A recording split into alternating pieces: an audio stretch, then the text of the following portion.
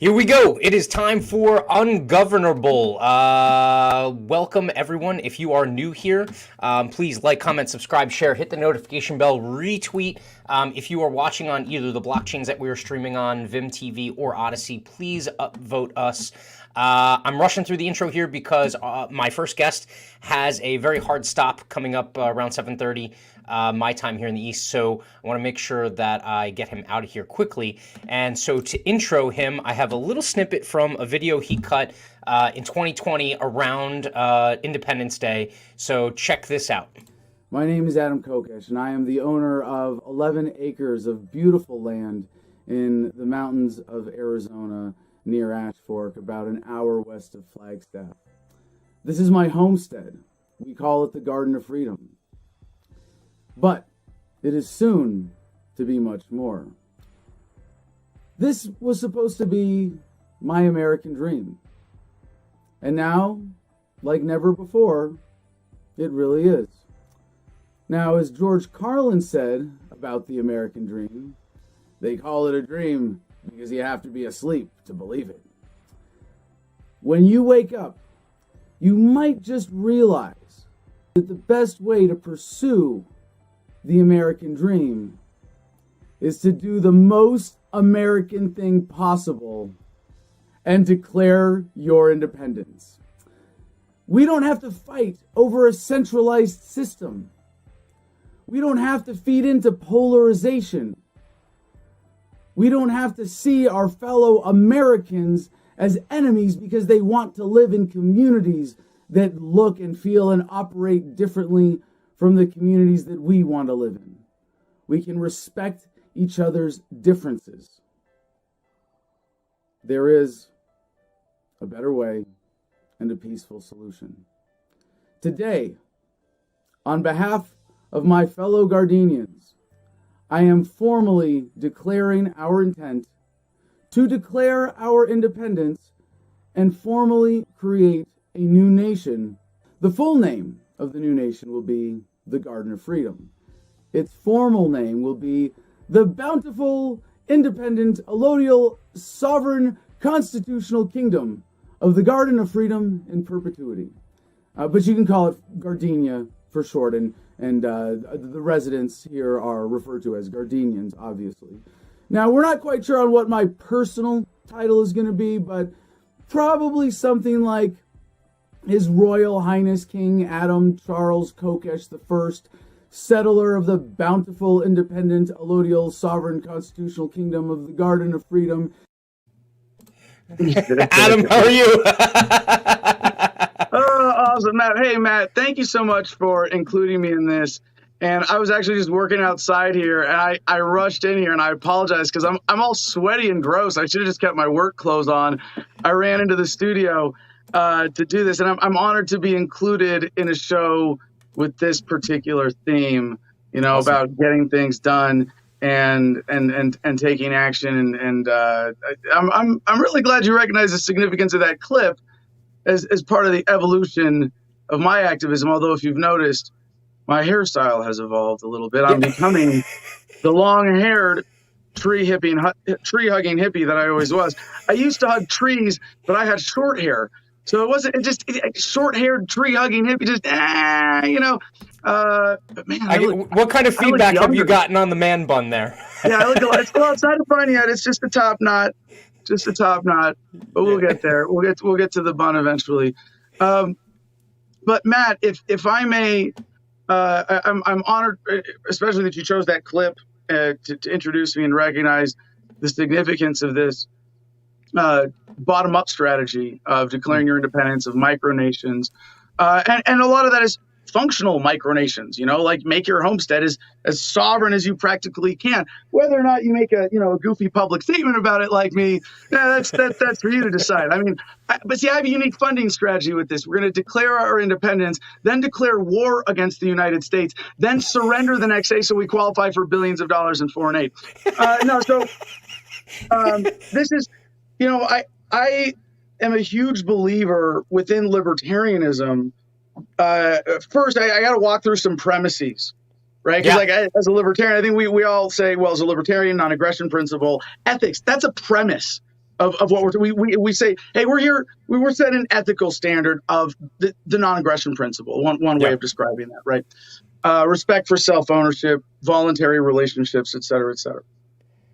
Second premise for me is I believe that the achievement of a voluntary society is inevitable, that is our destiny as a species, that we get more harmonious over time, maybe 2 steps forward, 1 step backwards in COVID and central banks and modern bureaucratic governments, historically speaking, in the long run of human history, could be seen as major steps backwards, but we become less violent over time. That's not my observation. That's Professor Steven Pinker, Harvard, great TED Talk, Surprising Decline in Violence. It follows a radioactive decay curve almost kind of decline over the course of human history.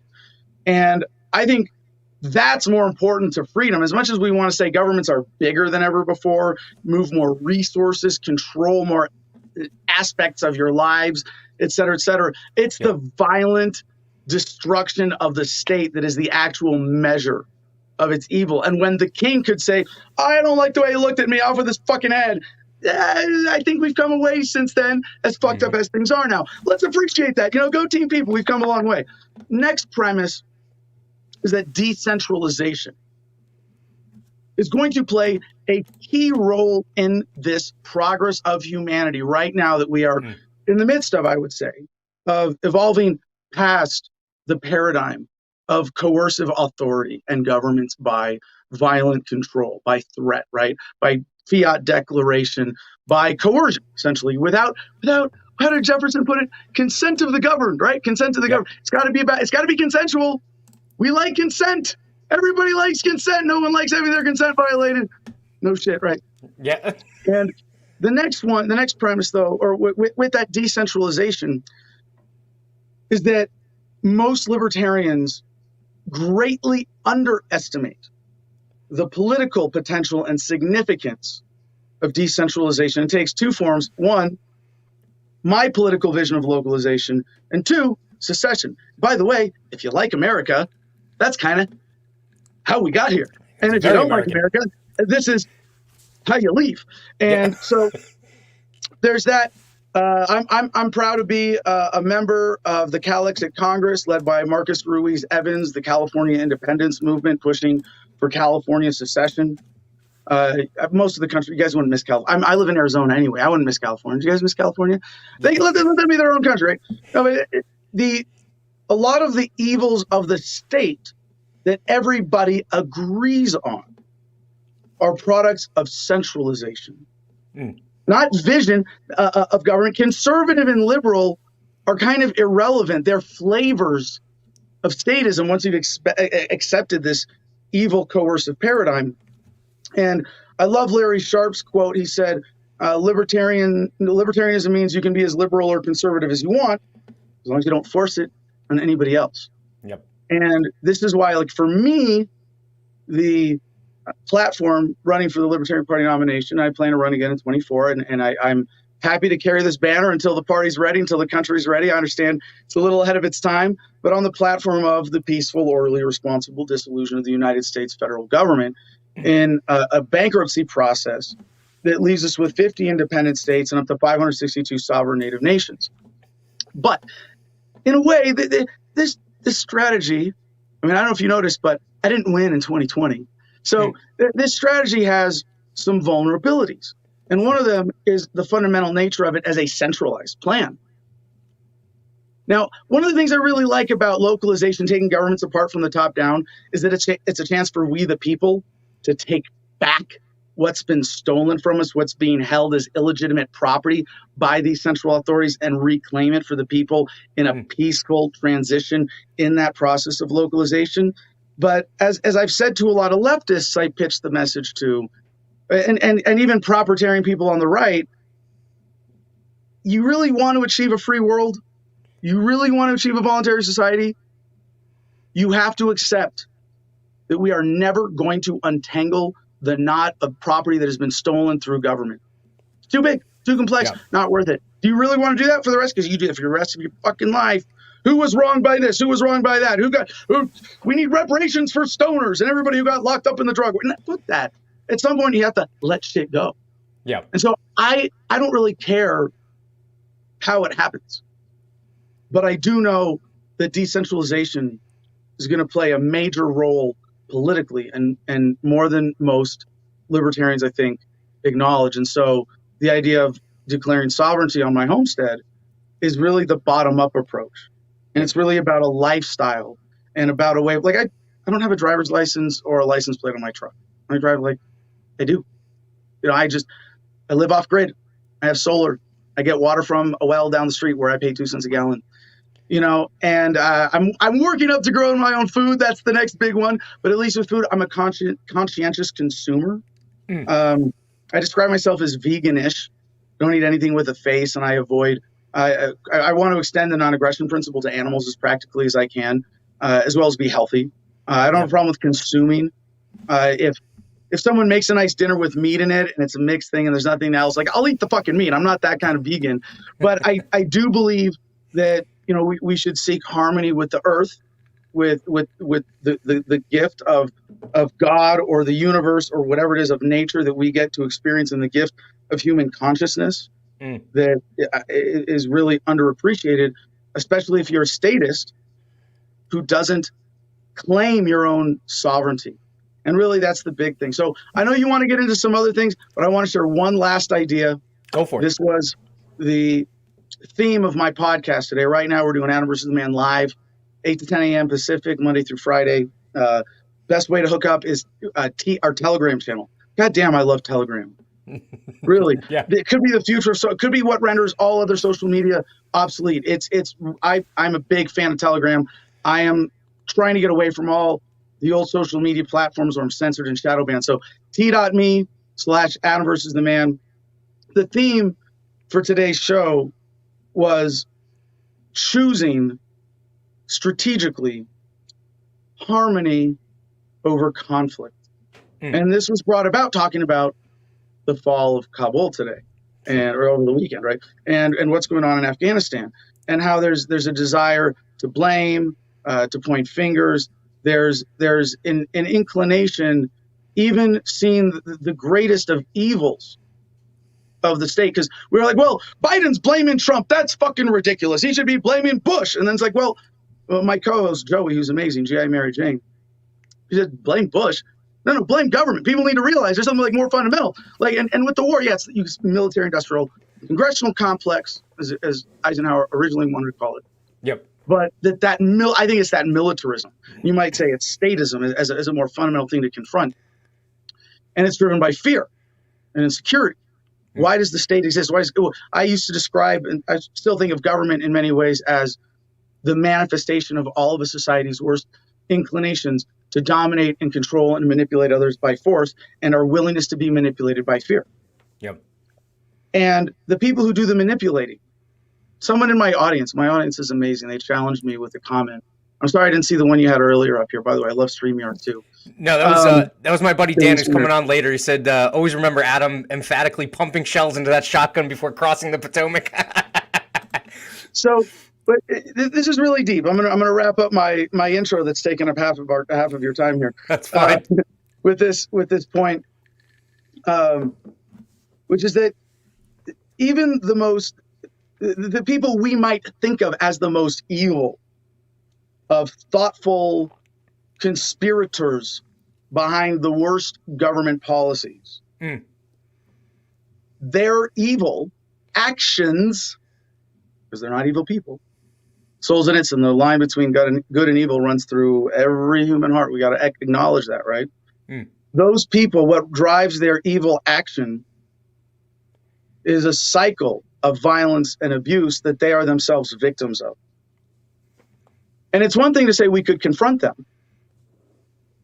And in some ways it's necessary. I'm not against confrontation. I'm all for defensive violence. Yes, force, absolutely. Self-defense, defense of others when righteous, in line with the non-aggression principle, ethical framework. Absolutely. But when we're talking about elevating society, right? It's really about empowering people to get past the fear and the trauma and the cycles of violence and evolve out of that human history that we have the potential to transcend right now as we are connected like never before. And so even when it comes to the greatest evils of the state, in a way, we have to remember, even if we are, I mean, unless you're a monk on a mountaintop, right? The state is us. Mm-hmm. It is the product of us. It is the product of the society in which we live, that we are an integral part of as human beings who interact with other humans, even if we're like super conscious, homesteaded libertarians like me, right? No, I'm part of this. This is us. Yeah. And I don't want to confront those people ultimately. And even the American, and right now it's more about raising the paradigm with education broadly. I know there's a lot of problems when you think about applying. Yeah, there are places to confront the evil of the system, but even then, maintaining this framing of love and compassion and empathy for those that we would think of as the opponents, the sources of injustice in the world, the strategy of harmony and the tactics of harmony, when possible. I say there are times when they're not, but when possible, will always yield superior results. And I'm in my studio. I have my laptop here. I made this background graphic just for myself. You know who that is? Yeah. Yep. Johnny. Yeah. John Lennon. John Lennon said this. I know this quote is like grammatically incorrect. I don't care. Because he said it in an interview. It's freaking brilliant. And this is what I keep as my reminder every day to stay in this positive mentality. John Lennon said, when it gets down to having to use violence, then you are playing the system's game. The establishment will irritate you, pull your beard, flick your face to make you fight. Because once they've got you violent, then they know how to handle you. The only thing they don't know how to handle is nonviolence and humor. And what a fucking awesome opportunity. Our weapons, our best weapons are nonviolence and humor. we got a lot of shit posters, that's for sure. We're more excited this one, guys. Yeah, and I'm all for shit posting. Yeah, use the humor. I'm a veteran of the meme wars as well as the global war on terror. Well, I love that in that intro clip you invoke George Carlin, because I was a gigantic George Carlin fan growing up. I laughed at his humor before I even knew what it meant. And one of the stand-ups that stick so closely with me is him basically talking about people saying that politicians suck. And he's like, I don't say politicians suck, because to paraphrase him, like, they basically come from American homes and American families, right? Now, granted, they may be part of, this kind of elite, not all of them are, but once they get there, they do become a part of that.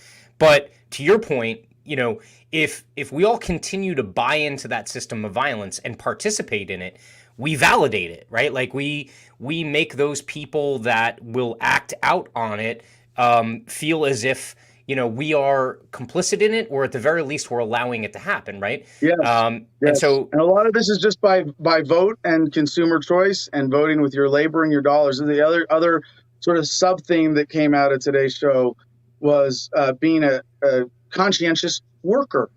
Where does your labor go? Do you work, like a lot of people? I work for a small business. I pay taxes, but it's a small business. Your boss might be a nice guy or gal, but they're your conduit to the man. You're working for the man. You're paying taxes. You're following regulations. They're filling out the paperwork so you don't have to. But you're like, and especially around COVID. So like one of the headlines I covered today from Wall Street Journal was restaurant workers are becoming enforcers of COVID policy. And it's like, if you work at a restaurant like that, fucking quit. Yeah. You know what? It's like tons of people are always looking to kind of like pass off that responsibility, right? Like it's not me, it's it's the company, or it's the state, or whoever, right? But from your standpoint, you are the living embodiment of someone who's like, you know what? I'm just not going to participate anymore, right? And something we focus on, we're trying to focus on. I am? No. What I'm saying is you're someone who specifically has been the example of someone who's like, look, I'm not going to participate in that, and I'm going to take true self-ownership, right? And I'm going to do something to live on my own away from that and not necessarily contribute to it. I think the the biggest thing for me was getting out of the Marine Corps and really deep as possible rejecting militarism. Yeah. And understanding its connection to American history and a perversion of freedom, I think is very, very important. Every libertarian should know the story of the coup of 1789. The fact that if you're a constitutionalist, you have to be against the current constitution because it was illegally taken in place as a coup against the legitimate constitution, which was the Articles of Confederation, in order to create a strong central authority, in order to create a central bank and a standing army. And that has led to a militaristic perversion of what America and freedom are supposed to be about, and the way the founders understood this as a militia-based defense being not only superior, but morally superior and more effective than a standing army. And so we've really fallen from that about as far as any nation on earth. Yeah. It took what 240 years in order for that to get to the point we're at now, right? But it all started right from the very beginning. We can go down the rabbit hole of talking about the Constitution, how it was violated almost before it was in place, probably even before. Let your audience let them all geek out on the history on their own. There's plenty of resources out there. Let me ask you a question. Let me ask you a question of praxis. So, when you were looking to set up Gardenia, what did that first beginning of that process look like? Was it you banding together with a bunch of people in order to do it, or on my own. Did it on your own? How did you find the location? Were you always interested in Arizona, or? Yeah, that's a great question because I get questions about this a lot, and I love kind of holding people's hands through the first few steps of setting up or setting their own course and their own path for this. And for a lot of people, it's been coming out here, and I freaking love this area. So I did several national book tours, and got to get my plugs in here. I got in my desk, I got Freedom, free in every digital format at thefreedomline.com. Please check it out. It's dumbed down Murray Rothbard to 100 pages with a little future-looking integration of technology, personal freedom, emotional freedom, and all that. But a 100-page primer on principled libertarianism, over 250,000 copies in print. It's been a lot of fun, including having taken me on several national book tours where I'm doing 60 plus stops. So I've seen and plus the presidential campaign was after, but so I'd seen the country, so to speak, several times. And for climate, for overall the climate here is dry Mediterranean. People think Arizona's desert, not here in the mountains, silly. Flagstaff has skiing and they're at 7,000 feet. Phoenix is freaking an inhumane oven where humans never were supposed to live in the first place, let alone on a giant pad of concrete. Yeah. I'm at 5,200 feet here, and we get snow. So we have real seasons. We have a decent amount of precipitation. It's a little on the dry side. High mountain forest, maybe you might call it, or dry Mediterranean climate. I would direct people to my Instagram that I have separately just for the homestead, at the Garden of Freedom on Instagram. So please check that out. It's a lot of fun. I post mostly fur baby pictures of cats and dogs out here, but there's some amazing kittens and puppies right now. Sunset pictures. I do time lapses, fun stuff like that. And it's really green right now because we're getting towards the end of monsoon season. Beautiful lightning storms at night all across the sky with the mountains in the background. I mean, it's a gorgeous place to live. The energy is amazing. And we have beautiful juniper trees. And man, I could stop and rant about, seriously, I'm not like a hippie who goes out and hugs trees at parties. I water my trees, and I groom them, and I bonsai them, and I protect them, and so it's a big part of my stewardship, I think, of this 10-acre piece of the Earth's surface, this little slice of nature, little slice of heaven. And Juniper Wood Ranch is the area that we're in the middle of. And if you're looking for a way to find it on the map, you go to Ash Fork, which is an hour west of Flagstaff. So the overall geography first is amazing because as much as it's in the middle of nowhere and I'm down 3 miles of private dirt road, the last quarter mile of which, by the way, is Ma Road that built, and the actual street sign on it, you can see it on our Instagram, is Ma Road. I have a street sign. There's a road out there because of me called Ma Road. Hey, what has two thumbs and likes building roads? This guy. This guy. So yeah, who's gonna build the roads without government? I got you covered. Yeah. So yeah, I cut a road. Don't get excited. It's a scratch of dirt, but it's a road. It connects. It's legit. It's in easements and rights of way and blah, blah, blah. So I'm geographically in the middle of everything awesome in the Southwest. 2 hours to Phoenix, 8 to San Diego, 6 to LA, 12 to San Francisco, 8 to Salt Lake, 3 to Vegas, hour to Flagstaff, hour and a half to the Grand Canyon, like 12 hours-ish to Denver, 6-ish hours to who wants to go to Albuquerque? I used to live there. And then, so it's 2 hours to Sedona. You can feel the energy vortices from here, you hippies.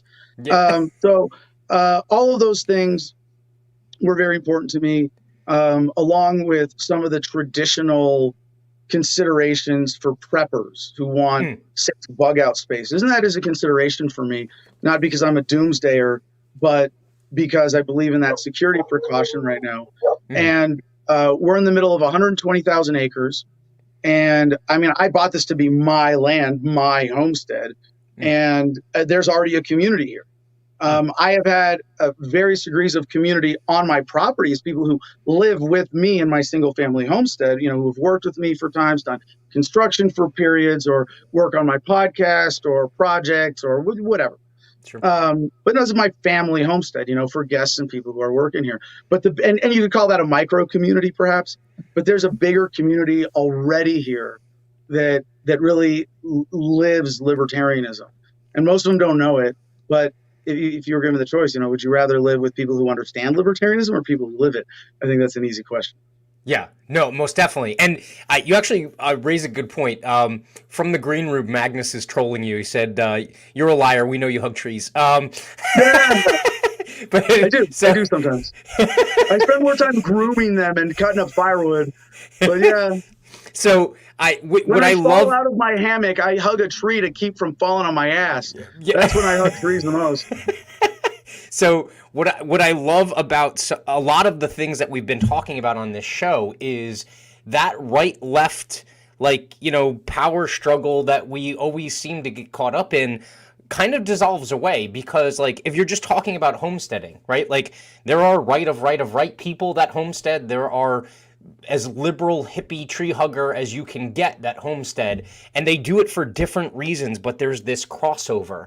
And so yes, I think localization unites people because everybody gets what they want when government is by consent at the community level. Yes. Yeah. And those people didn't get hung up necessarily in ideology. Their ideology compelled them to act, and they went and actually did something, as opposed to, just yell into the void and basically make themselves have high blood pressure and unhappy, right? They went to find their happy. Yeah. Yeah. So I want to be respectful of your time. We're running up on 30 minutes. What is your overall goal for Gardenia? Is it going to be a fully self-sustaining property where basically you never have to leave if you don't want to? Is that really what you're going for? Well, right now my goal with Gardenia is to recruit a prime minister who can do the paperwork for me, so I can just be the king and tell him what to do, or her. We're not gender biased in our selection of government officials here. No, but I really do want to use this. Not just, I have my personal goals for it as a single family homestead, as a place to raise kids and live by my values. But obviously I have goals for it that as an example. I don't believe that coercive leadership or authoritarian leadership is the way, but leadership by example. And this is like when I was running for president, it wasn't to be president. It was to, excuse me for, oh my gosh, please forgive me for having to go over time for your other guests, because no, that's all right. I mentioned the campaign and now you think I'm some fucking psychopath who's actually trying to be president. No, the platform was throw the ring in the fire, resign on day one, and declare the Constitution null and void. And then as custodian, take it through the bankruptcy process. It sounds a lot better when I include that ethical premise. It's important. I sound like I was contradicting myself saying, lead by example, but let me be president. No. That's not what it's about. Look, Adam, if you turn the lights off and lock the door on the way out, I would have been happy. Well, I just want to, end with laying this out as a challenge for people to ask those deeper questions that get you to those strategic guidance principles that guide our actions as activists. And the simplest way that I managed to boil it down, again, the theme of my show today, was choosing harmony over conflict every chance you get. But I think especially in bringing that into our framing and our mentality when confronting, as we are, the greatest injustices in the world today. We are not confronting the people. We're not even confronting the institutions. We're confronting the injustices, and the injustices that, led those people to evil behavior are just as bad, if not probably worse, from prior generations than what we're doing now. And have hope, because humanity progresses. We dance forward. 2 steps forward, 1 step backwards. But barring, nuclear war or aliens or an asteroid or like a real pandemic, perhaps, humanity's on an incredible course. I think it's inherent to the nature of intelligence and intelligent life and really life itself, and really the nature of what I call God. I'm a pantheist. Some people would call you an atheist because you don't believe in personified God. But I think it's inherent to the vibration of the universe that unites us, that is love, that is harmony. And the more that we, in our conscious choices as activists, can live in that harmony, the happier we'll all be. I love that message. Great to end on. You have a fan here in Jersey. Frankie says Adam's presidential candidate platform was my absolute favorite ever. Look, I want to thank you, Adam. I'll let you get back to what you need to do and keep building up Gardenia. I'd love to check in with you again in the future. Thanks again. And hey, everybody, share this episode. Support independent media. Support what Matt is doing and everybody else in the sphere. The struggle is real. Thanks. Thank you, sir. All right, we got our next guest in the green room. He's already been trolling our first guest, so he's raring to go. I'm going to play a little intro video. Dude, anytime I need to get jacked up, man, I just turn on this guy's Twitter feed and I'm going again. So check this out. I don't have to explain protesting to grown adults for some fucking reason, but here we go. I've had a lot of people jump on my shit lately and repeat things like, oh, if protesting accomplished anything, they would make it illegal. And, oh, it just doesn't do anything and there's no point and I have a job and kids and I have better things to do, blah, blah, blah. You don't get it, okay? The point of protesting isn't that you're going to get 100 people to go stand out in front of the Capitol building and the government's going to go, oh, oops, sorry for being tyrannical, and change their mind. No, it's pushing the Overton window and what's acceptable to talk about and putting it in the real world where it can't be censored, where it can't be hidden, where it can't be algorithmically suppressed or any of this bullshit, okay? I'll use, for example, the Second Amendment. As long as people never see guns, they're going to assume that only crazy people own guns, and they're going to believe whatever people tell them about guns. However, if every week you went down to the middle of your town with a bunch of people and open carried and passed out literature about the Second Amendment, passed out literature about firearm ownership, and had conversations with real people in fucking meat space, the Overton window will start to shift. Because, like it or not, we're fucking pack animal monkeys as a species. A lot of normies conform to whatever is popular and what they see the most and what is socially acceptable. And exclusively terminally online activism does not change that. They will censor you, they will suppress you, they will hide your shit. They can't do that when there's 1,000 people in the fucking street, consistently. This is something the fucking right needs to learn, this is something libertarians need to learn, this is something shit libs need to learn. Dude, I want that tattooed somewhere. Yes, I'm unironically thinking of just getting libertarians do libertarian shit tattooed on my body, because yeah, that's just what I scream to the heavens all the time, and it's so annoying that people don't get it. You posted something. I should have pulled up the post here. You posted something this past week, and it was after one of these, typical libertarian, not necessarily fight club, it's more like slap club, where everyone is like, oh, well, that's not a true libertarian, or they said something I don't like, and they were reeing and robbling all over the place. You basically said, people that do shit don't get embroiled in this, right? They're too busy doing shit. We're too busy. Yeah. Look, the activism piece, again, from a standpoint of practice, yeah, most people will be like, whatever, they'll just ignore you, they'll laugh you off, things like that. But I think you also brought up something extremely important.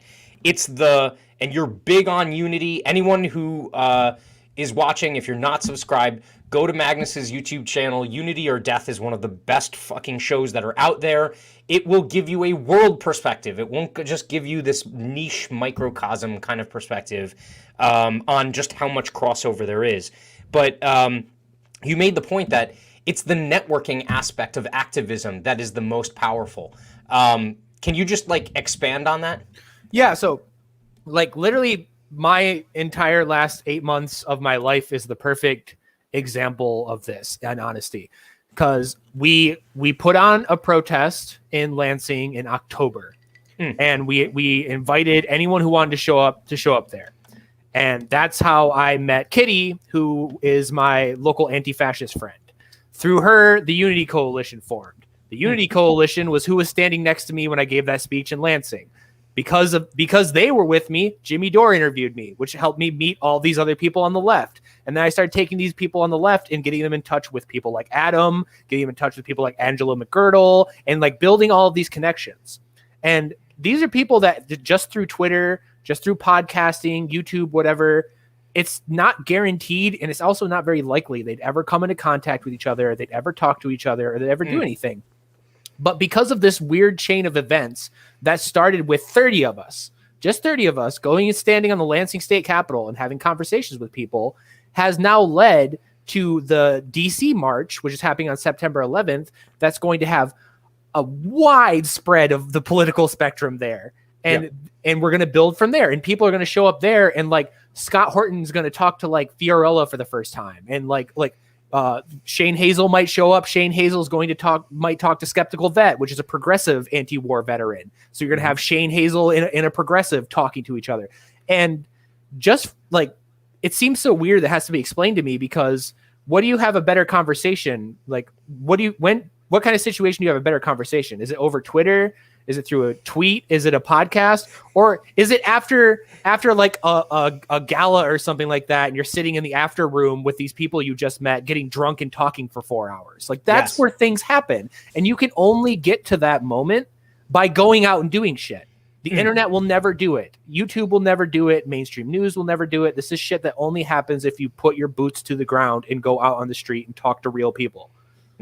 Yeah, that is anyone who's in sales gets this, right? If you are if you are in the business of sales, it is extremely difficult to sell over the phone. It's extremely difficult in COVID land to sell via Zoom, okay, even though people can see your face. It's that, that social aspect of selling that typically is the most highest, gives you the best results, right? It's the 80-20 rule, right? You're going to get 80% of your success from that. And in this world, you even mention it in that clip, they can't subjugate you by an electronic algorithm when you're out there in a crowd with each other, right? And so that is the big difference. It's everyone gets in this echo chamber, or they think they're not in an echo chamber because it's online. Everyone can see it. Bullshit. People that are liking, my stuff are not going to see the same stuff that are people are liking other people out there. And so trying to get that wide audience and have an actual decent conversation is impossible. It almost never happens. Yeah, right? on social media, unless you're very intentionally running separate accounts that are liking different things, by design it's an echo chamber because it is tailored to funnel you places. This is the functionality of the website. It's built in the code. There's no way around it. You're going to see things that are similar to what you like. And that's going to happen no matter what you do.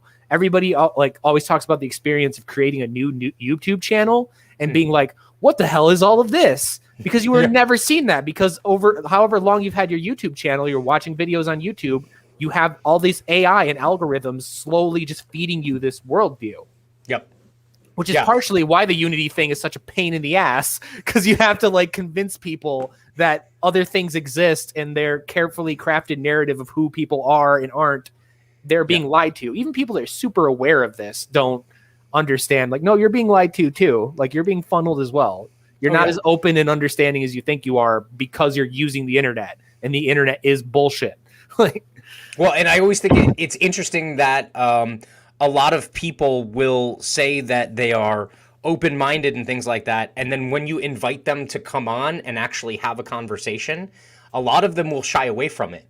They'll be like, no, this is just something where I'm going to be targeted, or I'm going to be like entrapped or something like that. And it seems endemic, because a lot of people will make big statements, and then you'll be like, hey, come on and let's talk about it. Let's hash it out in real time. And they're like, no, absolutely not. So subconsciously they know. Right? Like, subconsciously, they know that they're in an echo chamber and that they're in their little safe space. And safe spaces don't exist just for liberals, people. They exist for conservatives and libertarians and all the like. Right. But, I mean, and I'll make a statement that you can clip that will make lots of people mad and bring them to watch the show. I genuinely believe, in my heart of hearts, after this week and other experiences, that libertarians are functionally identical to Twitter progressives. Functionally identical in how they act and how they talk, how they cancel each other, how they get mad over the dumbest shit. They're functionally identical. Yeah. I would have to say you're correct, because I have seen a lot of the same. Like, I actually had to actively, because of you, follow certain accounts.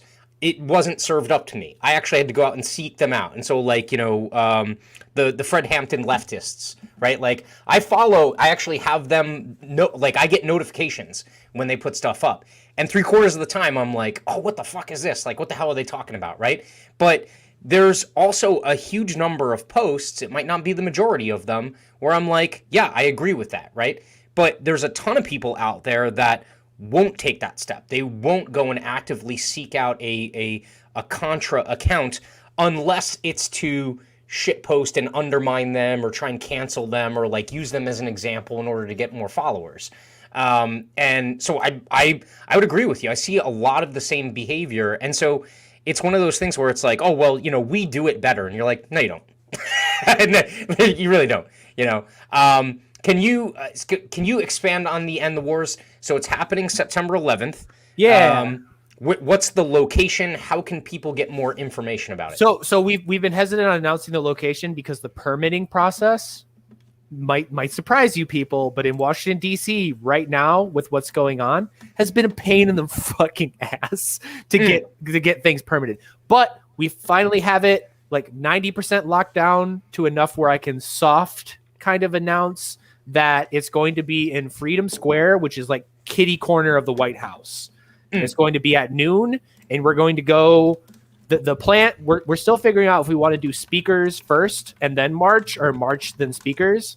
But irregardless of that, there's going to be a part where we're going to have speakers from all across the political spectrum. We're still looking for more people, but what we're kind of hoping is to have people from these areas that have been affected, people that have been part of the military and hate the wars and can speak from that angle of it. And then obviously experts like Scott Horton and stuff like that can talk to more of the grander strategy, philosophical, political angles of it. And that's kind of what we're doing there. And then we're going to go for a march around DC and raise some hell. And it's going to be fun. That's awesome. It's so timely right now, obviously, with everything that's happening in Afghanistan. I mean, shit, it's timely anytime within the last 50 years, basically. But so, yeah, and I mean, I don't want to derail. I think this is really important for people here. I don't want to derail this, because I do really want to focus on teaching libertarians how to do libertarian things, because that's the whole reason. But people, I see it on Twitter right now. They need to understand that we're not pulling out of Afghanistan. You need to listen to what Joe Biden actually said. You need to look at the papers. You need to look at the statements from the military. We are not pulling out of Afghanistan. We are taking troops and material out of Afghanistan, but we are still doing special operations. We're still doing drone strikes. We're still sending private contractors in there. It is the Obama strategy all over again. Bush wanted troops. Obama wanted drones. Trump wanted troops. Biden wants drones. So like cheering this as some giant victory is idiotic, let alone the fact that there's still Yemen, Syria, Somalia, Ethiopia, fucking Iran, Pakistan, Iraq, like, guys. Yeah, and the same script will play out the way it played out in Iraq, right? Any of the ground troops that are removed will just be replaced by higher priced defense contractors, right? And so you'll still have special operations happening, but it'll just be approved civilians making $500 an hour, right, running these ops as opposed to, you know, military servicemen and women. So that is a big deal. I would say, like, listening again, like, you know, most politicians are silver-tongued devils, right? Listening to him today, there was some things that sounded good, but when you read between the lines, you know that this isn't like a full-scale pullout, nor was anything that they had planned in advance of this.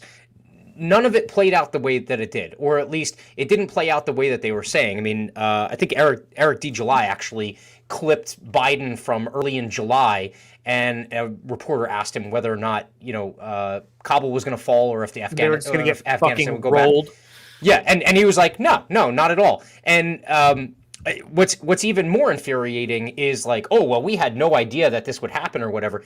Yeah, you did. You were training all of their buddies, is what happened. And that as soon as the power vacuum started, because they knew the U.S. wasn't there anymore and couldn't, you know, or at least not in the same capacity and wasn't going to have their back, all of the Afghan army was like, who do you think we're freaking morons? They're going to be in control in about 15 minutes. So come on, right in, you know?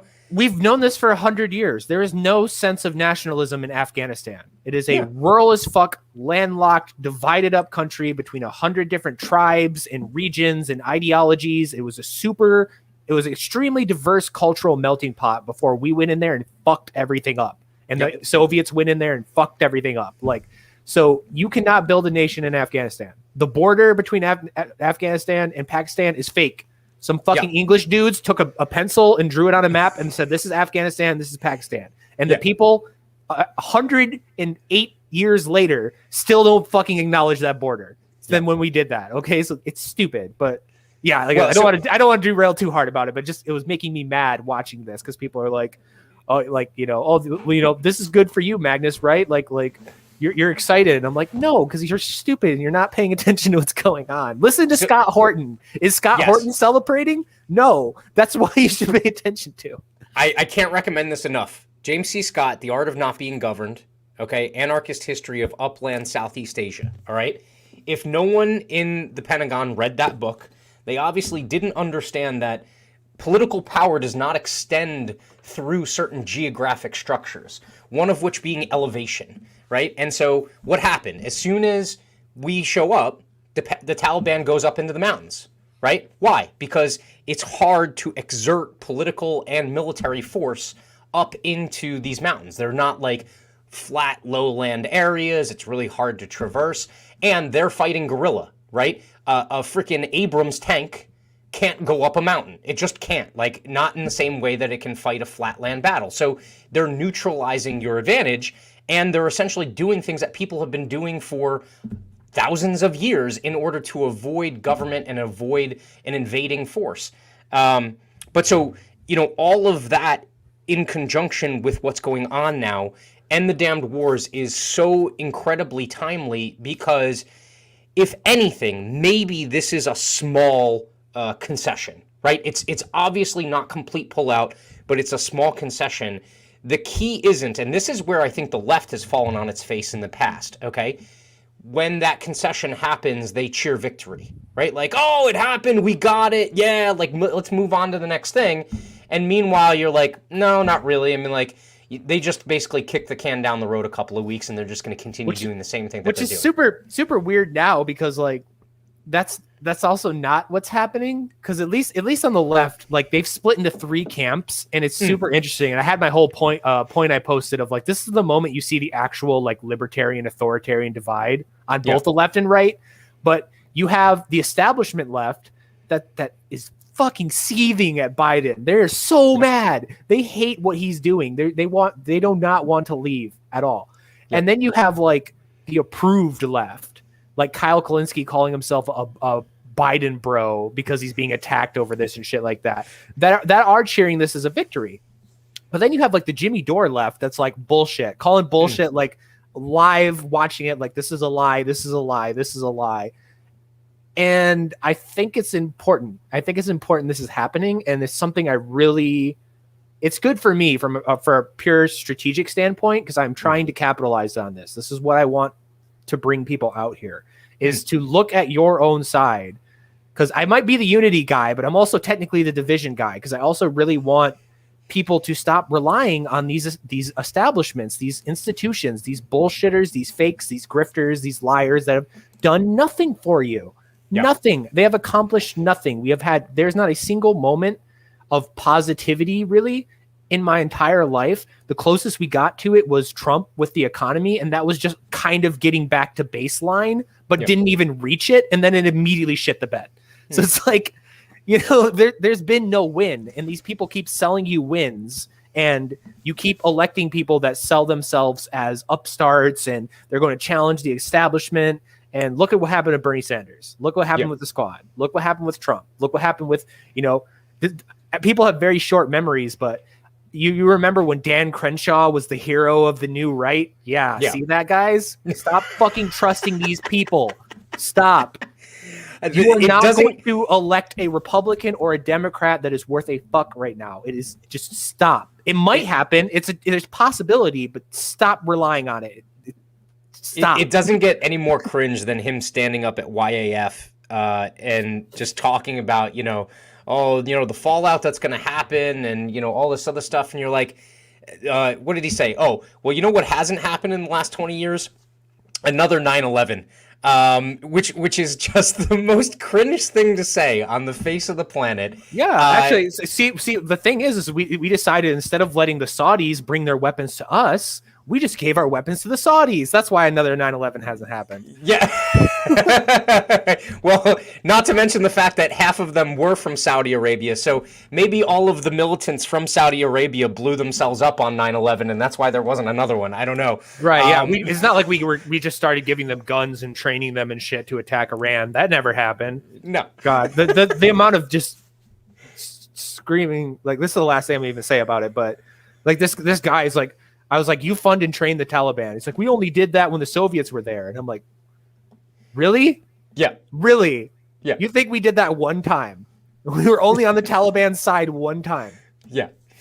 If Scott Horton's taught me anything, it is that who is our enemy and who is our ally changes with the wind, right? Like that's, and how, what I don't understand is, how do you purport to be like a military leader and exist under those circumstances? Just how would you even, like, it's almost like bureaucracy overtaking the battlefield. And, okay, well, this week these guys are the enemies, and then this week these guys are the enemies. And what eventually just happens is, like, it's just a freaking rotating circle jerk. It's just like, okay, well, we're killing these guys today, and then there are rallies tomorrow, and then, like, oh, what day of the week is it?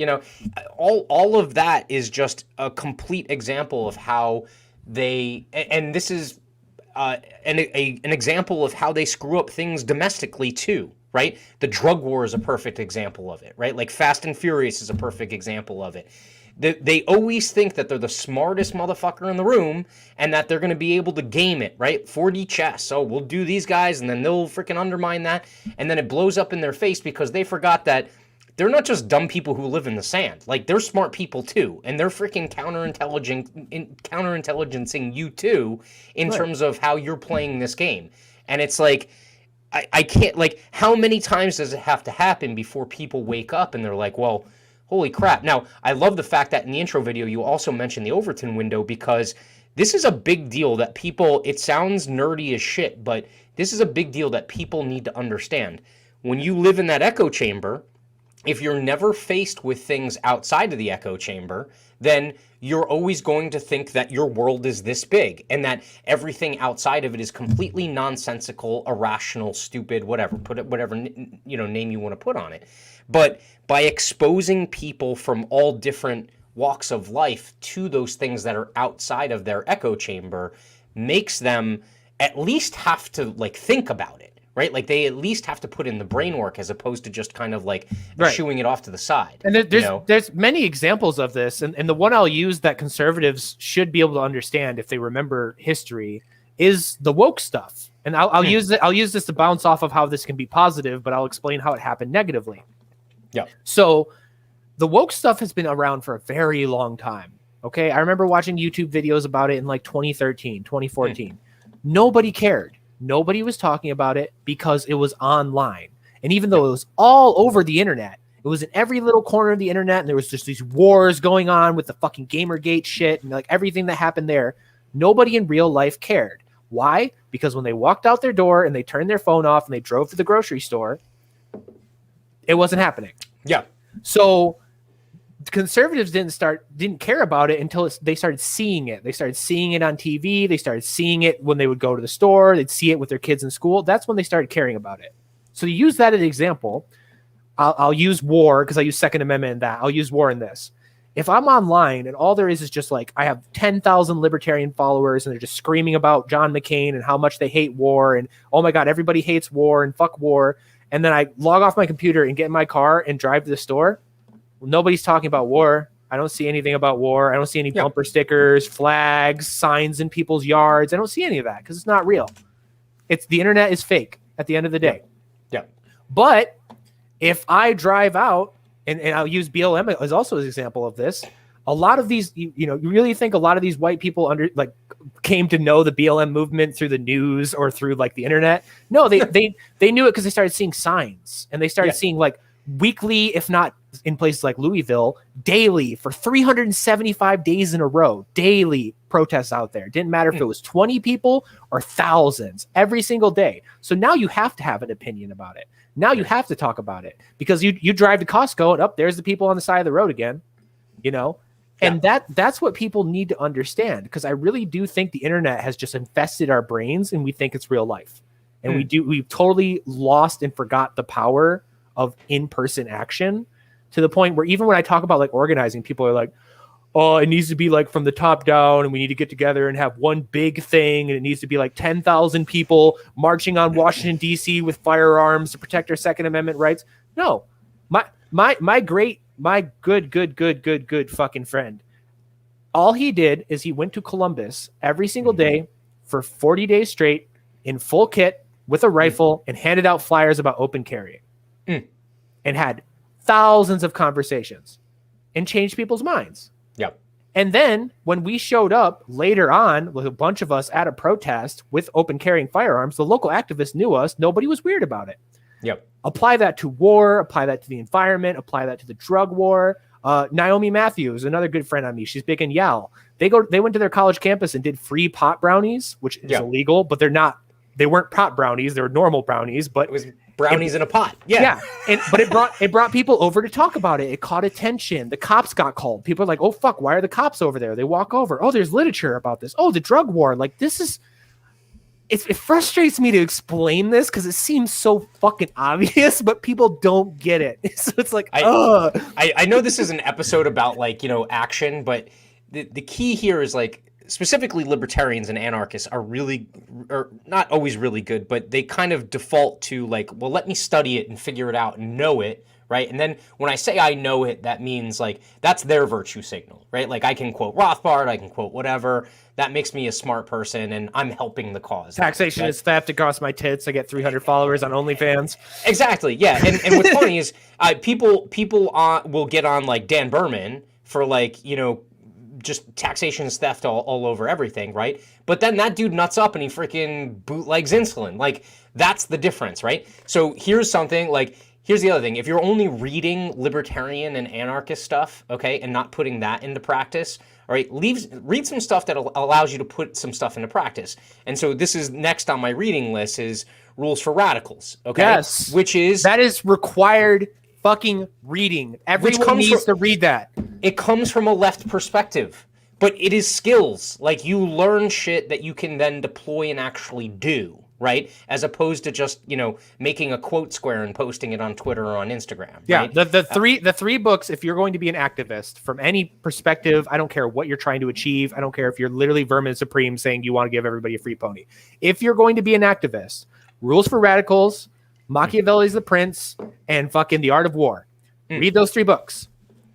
That's like foundational, baseline. Yes. And then also, I'd highly recommend reading some of the left-wing anarchists out of this, particularly Direct Action by Emma Goldman, which talks all about this concept, this theory of how vaguely like borderline illegal, sometimes perfectly legal actions done consistently to piss off, annoy, inhibit, or disrupt the establishment can cause massive change. And my favorite example of this, and I love quoting this, is actually from Rules for Radicals, where he talks about I forget what country it is, but essentially they had a theater that only the rich, like wealthy elites would go to. And then they'd have a section for like the poor people and black people and stuff like that. And they had to go sit over there. And this is where they would go to do their, fancy rich people stuff and be a bunch of elite politician assholes. So all Alinsky did was he took all these poor people, he sat them in a room, he fed them a bunch of beans. And then they went to this theater and were just farting the whole time.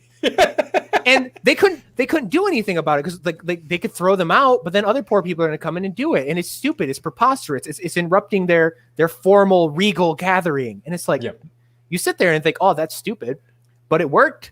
It made these people mad. It pissed them off. It ruined their life. And someone else today, I think it's like what was his name? I think it was like something. He was on a Fiorella and Pasta show on Convo Couch, and he talked about like, hey, go to your local representative's office and know when they show up to work and get like 50 people and park in all the parking spaces.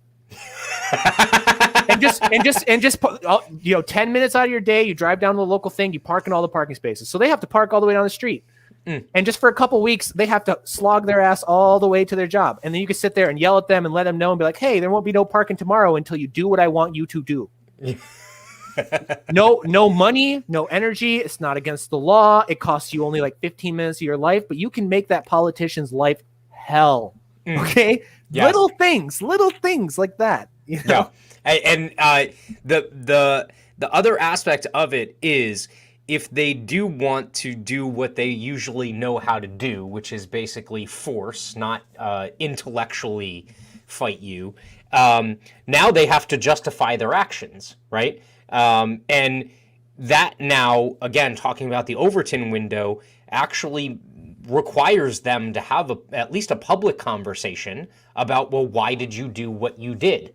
And if you can show them for essentially saying like, well, I did it because I didn't like you, right? Like that is the perfect example of how you are now kind of like undermining what most people perceive as a position of authority, right? Like one of the things, I don't know what Malice's impetus is. I don't purport to know what Malice's impetus is. For me, what he does for me is he undermines those institutions that for a lifetime I've been indoctrinated into thinking were fixed in stone, right? Like they just were, right? And they always will be, and I can't question them. I just have to kind of work around them.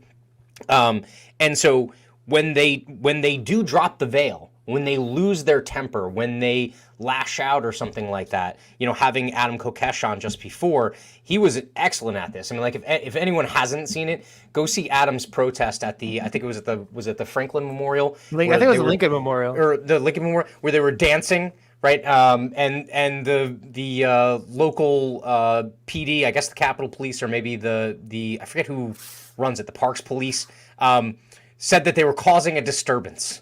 Right? That I don't even think they had music playing. I think they were just dancing, right? But normal people had to sit there. Normal, unpolitically aware people had to sit there and watch the police fucking suplex a dude for dancing. Yes. And that causes conversation. And again, MLK, over and over again, like obviously there's a little more complicated kind of things with MLK. I'm very much of the Thaddeus Russell belief that he was successful because he's doing what I'm about to describe, and also because there's black people fucking up cops, so he could sit there and be like, "Who do you want?" Yeah. But he was very smart about this. Of like, yeah, I'm going to take these little black girls, I'm going to dress them up, and make them look super cute and wholesome, and I'm going to march them into this school, and the cops are going to fucking grab them, throw them in a jail, and these white people are going to have to sit there and watch this happen, and they're going to feel like shit, and they did. Yeah. And that's the hardest thing to get through to libertarians and right wingers, is the utter terrified aura they have of breaking the law or getting arrested. Mm-hmm. They are horrified, even if it's something stupid. Because like I said, environmental protest, hundreds of times in my life, wrap around the tree, get pulled off the tree, get put in handcuffs, get put in the back of the van, drive down to the jail, sit in the jail for an hour, get let out. Yep. No finances, no nothing. And that would cause conversations. You tell a conservative to do that, and they're like yes. They're horrified. Like, well, we can't break the law. And it's like, yeah. Which I don't know if you're going to stick around for the last hour, but I got Dan coming up, and I think you'll love, like, even if you can't stick around, maybe watch this later or whatever. I got Dan from Blue Star, and he does some, like, man on the street stuff. And the cognitive dissonance is it's beautiful, and it's also kind of crushing at the same time, right? Like, because you can offer the most amazing hypothetical or even actual events, and there's still this, like, I guess, reverence for law and order, without, you know, and again, like, go back to the anarchist handbook, right? Like, all of these anarchist thinkers, all these libertarian thinkers, they don't all have it nailed, right? Like, that's the other thing, is libertarianism is all about tribalism, right? It's like the Hoppians and the Rothbardians and I mean, there's not many Stirner folks. You might be, like, the only person in the Stirner club, along with Jose Galisan. But you know, there's yeah, like, you know, the Emma Goldmanites and the Ayn Randians and everything like that, right? Look, they all have good ideas. There's some commonality between them. Focus on that shit, right? Like, not on the other stuff that, like, everyone wants to, like, you know, pick, right, you know, pick hair, nit, you know, pick nits about, right?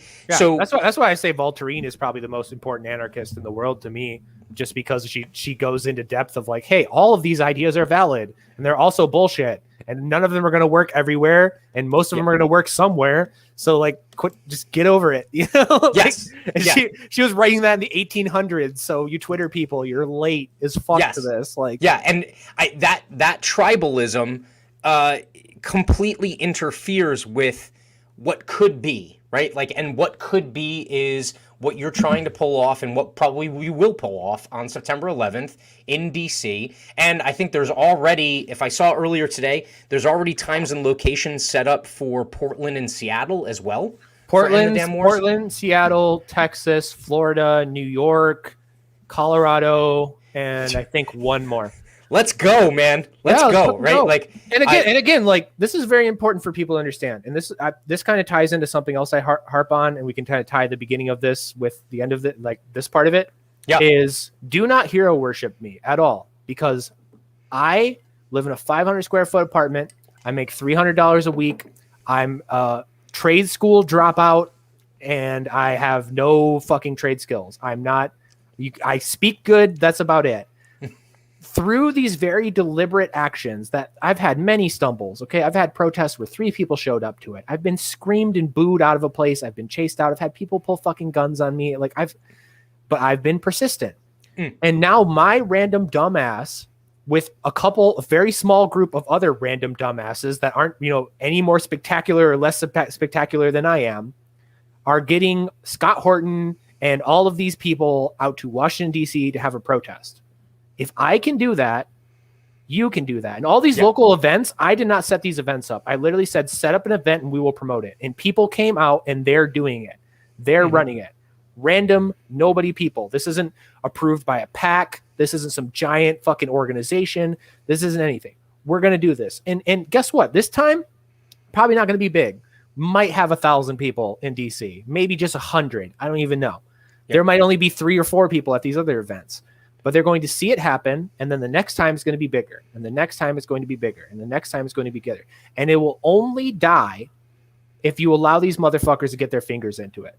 Yeah. Because I'm making a promise right now, as like one of, I think, the 4 of us that run End the Damn Wars. If a Democrat or a Republican ever comes up and says they want our endorsement, wants to help us, wants to give us money, wants to do anything, they can fuck off. Okay, because that's how the Tea Party died. That's how Occupy Wall Street died. Like, the Tea Party was great until a bunch of Republicans jumped in, like actual obviously not voters, believers, or whatever, but establishment Republicans jump in. That killed the Tea Party. Same thing with like the fucking Occupy. So you build that momentum on your own. You form your own movement, and that's the same thing that happened to the DSA. This is what I tell libertarians all the time on a different angle of this. As an activist, when I was running around over the years I did it, I would always see DSA booths. And this was at a time where socialist was a dirty word in fucking America. Yeah. And they would show up to everything, every kind of event. Didn't matter what it was. They have a booth there and they'd be handing out flyers and talking to people about the Democratic Socialists of America. This was a nobody, nothing little fucking group. They did that for years. And then Bernie Sanders was almost elected the president of the United States. And there's a giant movement across the country and they're electing senators. I have never in my life seen a Libertarian Party tent at anything. There what the first time I saw a Libertarian Party booth at anything was the Mises Caucus booth at Yale. I walked right over him because I'm like, oh my God, this is fucking unheard of. Yeah, you guys touched grass. I'm so proud of you. You even made the point. I think you were talking about with Angela McArdle about the event for Johnny Hurley, the memorial, right? This is a dude who was a fucking dues-paying member, man, and the local chapter didn't show out for this guy, right? And this guy's a freaking hero, okay? Like, and here's the awful, beautiful irony. He saved cops' lives because that's the dude who was going out there to specifically shoot police officers. And here's a libertarian who's critical of the police, and he's the one who ends up ending this thing. And then the libertarians didn't show out for this guy's memorial, and he's a fucking hero, right? Like, it's unacceptable. Yeah, right. Like that kind of stuff is, if you are going to call yourself whatever, okay, unless you do those things, you aren't, right? Like, if you know of them, you're an enthusiast. You're not actually that thing, right? If you are whatever, libertarian, anarchist, socialist, whatever, if you do that shit, you are that. But if you don't, then you're not, right? And that's like all of the Rand Paul Republicans, all the libertarians, over the last year, you should have been going to BLM protests. Even if you went with a Dave Smith shirt on, with a Ron Paul shirt on, with a taxation is theft sign, I don't give a fuck. You should have been going. And if you got ran out, you got ran out. If you got yelled at, you got yelled at. Then you leave. If the event turned into one of the events that got violent, then you can fuck off. But you should have been going. You should have been letting your voice be heard. You should have been telling these people, hey, there's another group that supports you. We're not trying to steal people. This isn't self-promotion or anything, but this angle of America exists. We're real. We have these beliefs, and we support you in some form of fucking police accountability. Yeah, and this only people that did that were us. This is a call to action right now too. Okay, right now it's the war is something that you should be focused on and getting out and getting involved in, and the other thing is this vaccine and mask bullshit. Okay, and the eviction crisis shit too. The eviction crisis too, and stop being a freaking libertarian and being like, oh well, look, the government has fucking blood on their hands by putting this suspension in place. Okay, unraveling this shit isn't as simple as just removing the eviction moratorium. I'm sorry, like it's just not, and that might sound like complicated. It might sound like a lefty talking point, but dude, like. You can't just stop people from paying rent for 12, 18 months and then immediately like pull the fucking rug out from under them. Like you also just have to deal with reality. There's something like 11 million people behind on their mortgages and their rent. You can't just dump 11 million people on the street. Yeah, they're going to eat you. They're going to come into your house and fucking eat you if you do that. Most libertarians, here's also the cognitive dissonance. Most libertarians identify the bullshit that's happening with BlackRock and how they can borrow at the Fed window for less than inflation, almost 0%, okay, and go out and buy these homes that will potentially go on the market if this eviction moratorium goes through and just there's a rash of evictions and the property owners are like, you know what? I might not be able to fill this immediately, so I might as well, sell while the property market actually still has some value left in it and is elevated. When that happens, you're playing right into that game, right? Like, this is one of those things where it's like, this is a situation where the cut and dry answer doesn't exist. It all sucks ass, right? And I'm not advocating for further payments and things like that, but what I'm saying is that if you're a landlord, I'd be fucking pissed. If I wasn't given some kind of relief that was associated with this, right? And so the answer isn't just as cut and dry as like, end the moratorium. That's not that simple. Anytime you see a situation devolve into a black and white issue, it's by design.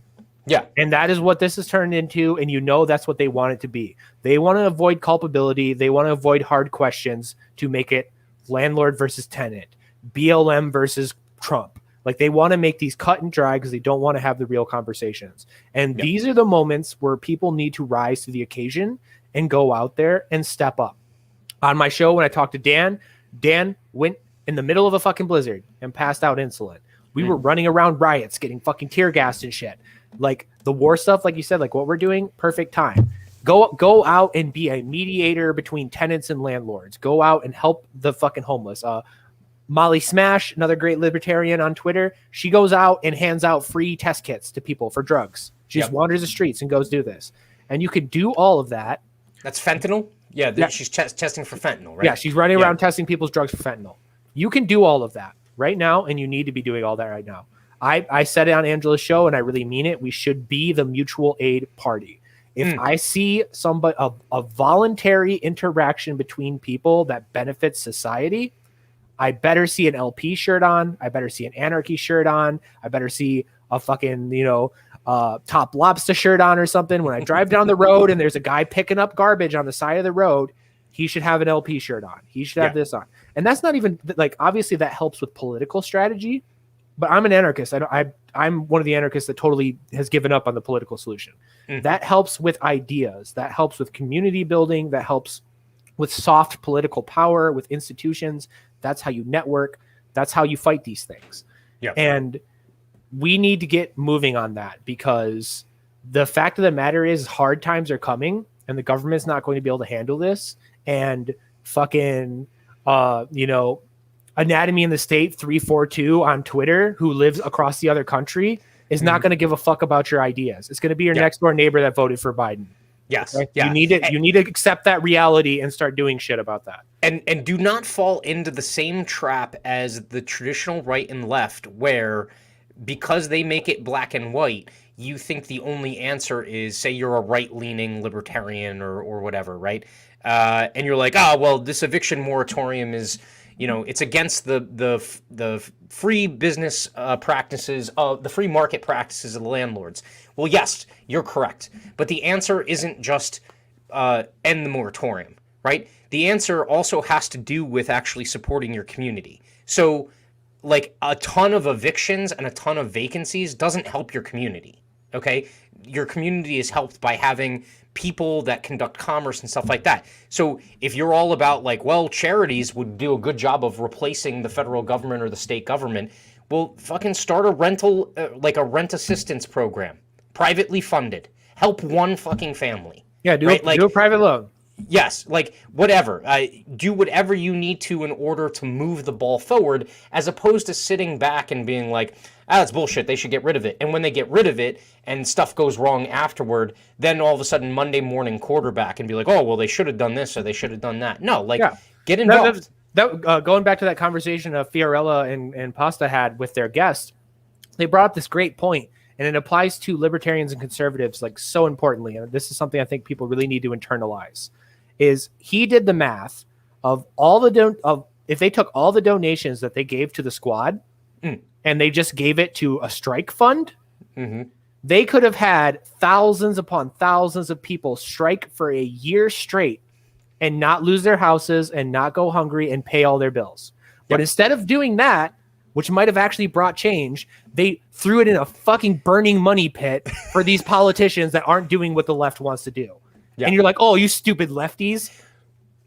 What's we even do it worse, too. We do it too. What's even worse is what Malice brought up when he was on his show with I forget her first name. Her last name is Chen. She lives in Canada. Chen. Yeah, Lauren Chen. Yeah, Lauren. She was like, I refuse to continue to be the funder of my own oppression. Right? That's exactly the example that you're laying out right there. Right? Like, because that money doesn't just go into those campaign funds. It then gets distributed throughout the network of consultants and other interests that end up earning off of that money that then will profit from the misery that results from not actually accomplishing what you could have accomplished if you just took direct action, right? And again, that's the crossover between right and left, and that's the conversation that has to be had.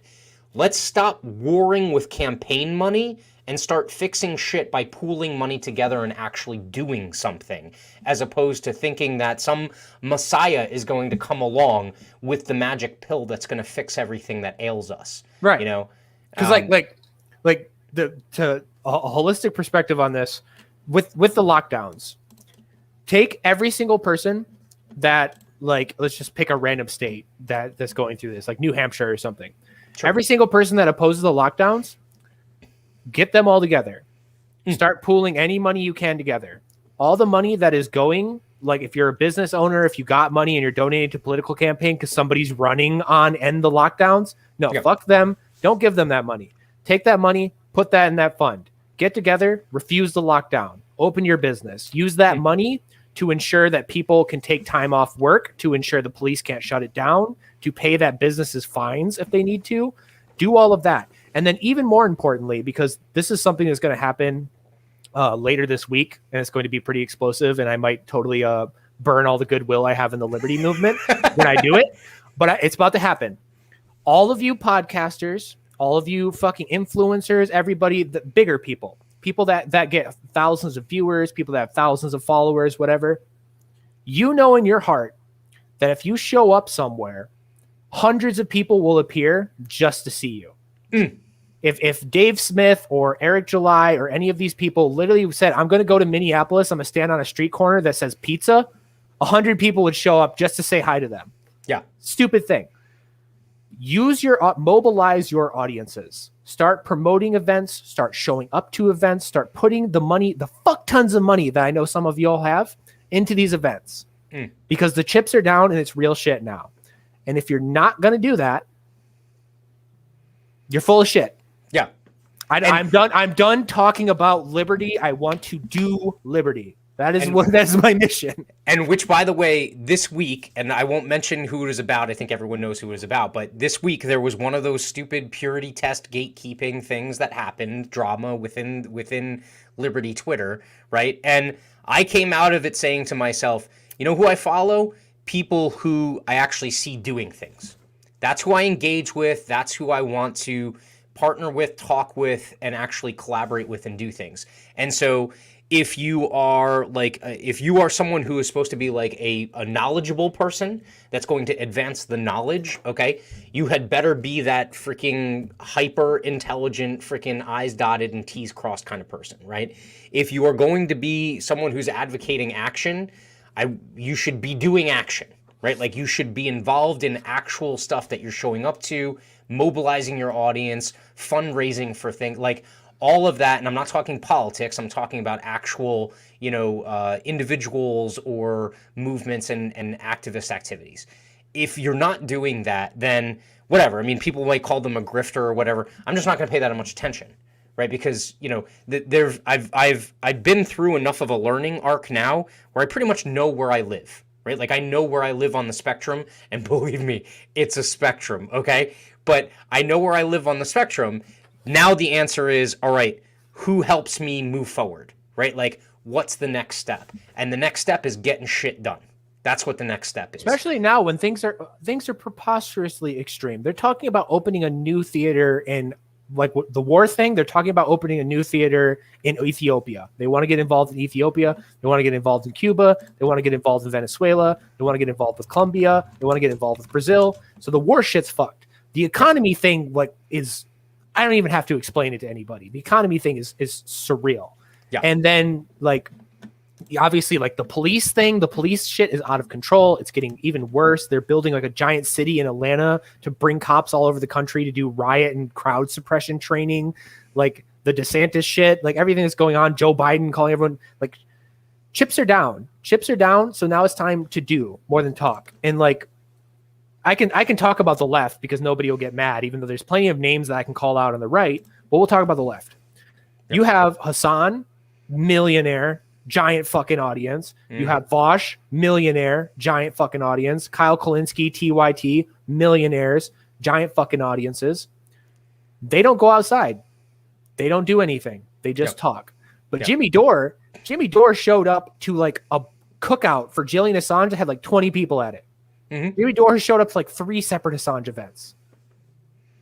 Who do I have respect for? You know, that's the thing. So that like all these Liberty Twitter people, like the Yowl people, everything like that, like it's take part in direct action. And this isn't even like a grift call for me of like, oh, Dave Smith better show up to end the damn wars or he's a fake. No, the fuck, you know, I'm toxic. I'm toxic as hell. I'm from an organization I'm from an organization that's labeled a fucking domestic terror organization. I get not wanting to associate with me. Do your own. Set up your own event. Announce your own event. You have the money, the resources, the infrastructure. You could get all of your friends there. You could make it a real thing. Yeah. If you don't start doing that in the next 6 months, then I can no longer take you seriously. I might like your opinions on things, but if you're ever going to criticize anything anyone else is going to do, then it's not worth the fucking paper it's printed onto me. Plus, think about it this way. There's an opportunity cost associated with it. COVID and everything that has happened over the last 18 months is one of the biggest, wake up events in the last, 20 years pretty much. Okay. And those people are all going to wake up. They're going to use whatever euphemism you want. They're red pilled. They came out of their slumber or whatever. And they're going to be looking for a direction to go in. And if you don't give them one, they might pick one that you're not too happy with. And don't sit back there and be like, oh, well, how could they be so stupid and go in that direction?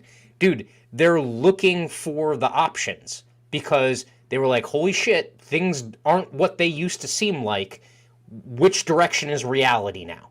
And if you're not doing these things, if you're not active, if you're not out there actually showing them what can be, then they're going to pick something you don't like. Okay? And if you haven't introduced them to it or you haven't been active and vocal about it, they're not going to divine it out of thin air. They're not going to be like, wow, shit's fucked up. I'll become a libertarian. No, that's not the way it works. Like half the people within the last 6 months of, these bigger names that have shifted over, whether it be the Libertarian Party or the Mises Caucus, or whether it just be people who are like, you know what, I used to be into politics, now I'm an anarchist, right? All of those people, they're not there because they just kind of like randomly divined it out of their own nature. Some of them sought it out, and a lot of other people, it was just like, hey, can I have a conversation with you? Because it sounds like you're actually going through something. Like, let's talk about it and see what options are out there. And lo and behold, when you have the conversation, they're actually like, wow, you make some really good points. Like, let me explore it some more, right? And it's that opportunity cost, right? They're going to choose a direction. You might as well give them at least a good shot of choosing the direction that you would like in terms of liberty. Right. Yeah. And I think like as a final point, because I'm gonna see you about to bring the other guys, I can hang out, but I have all the time in the world. As a final point on all of this though, I think a very key difference between me and a lot of other people is I do not view the world in this hungry hippo way that everyone else does. I am not trying to make more anarchists. I'm not trying to make more libertarians. I just want people to fight. I don't care why you're fighting. I care what you're fighting about. I feel like a lot of other people look at it through that angle of, well, I only want to do this if it expands my ideology. And I only want to talk to you if it expands my ideology. And every person I get to admit that they're one of me is a win. Yeah. And I just don't view the world that way. And I think that's where a lot of the infighting and the division comes from. And when people get mad over stupid shit is because they're just trying to put more notches on the tally board, where I just want more fighters. I do not care who, I'm trying to build this army of people that give a fuck. So no, I love that message. And I'm on board with you. Like, who gives a shit what laundry they're wearing, right? If this isn't a game of football, it's not a game of baseball or whatever, right? Like, this is a game that actually means something. Right. The house is on fire. I'm not going to ask you your opinions on Rothbard before you hand me the bucket. Okay. Yeah. I don't care. Hand me the bucket. We're throwing water on this house. Like, hold on. Where do you stand on time preference? That's what I want to know before I put out the fire. Poppy, right. I love you, but come on. So you're going to stick around for a little bit? Yeah, I can stay around. Awesome. All right. So we have our next guest in the green room. Actually, it's a duo, which is fantastic. A couple of returners to the show. And I'm going to play. There's a couple of minutes. I think it's like 3 or 4 minutes in this intro video. Please watch the full duration of it because it's just beautiful. Like, it is a thing of beauty. Let me pull this up here.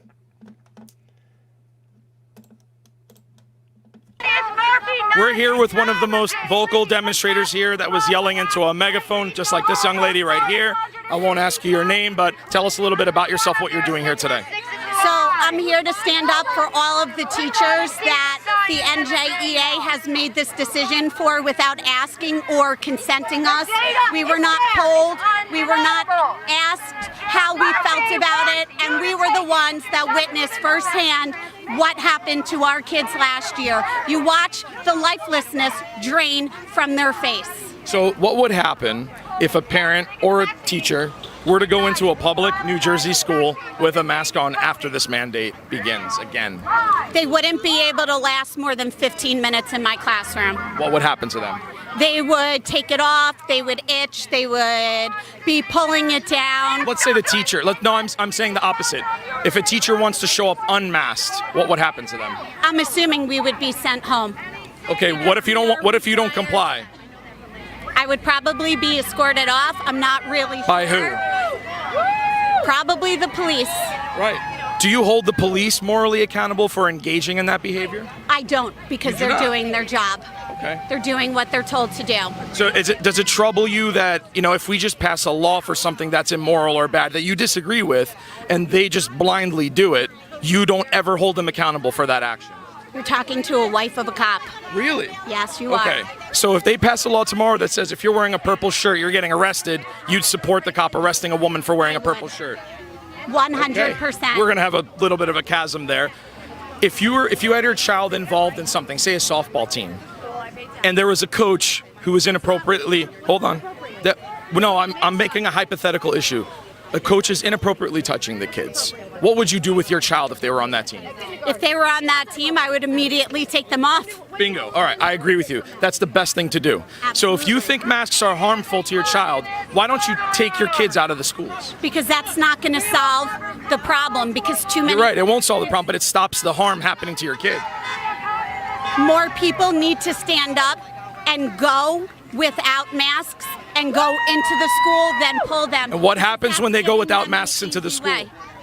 Who You knows? said it before, what happens? Well, as a staff member, yes, but as a student, it depends. What would happen to a student who refuses to wear a mask? Nurse would give it to them. And if they don't put it on? The parents would be called. And At least you would be making more of a statement showing up every single day into school than disenrolling them. the result is the same, you know that, right? They're going to have a consequence from the state. Yes, but more people need to come and solidify and work together rather than pull out.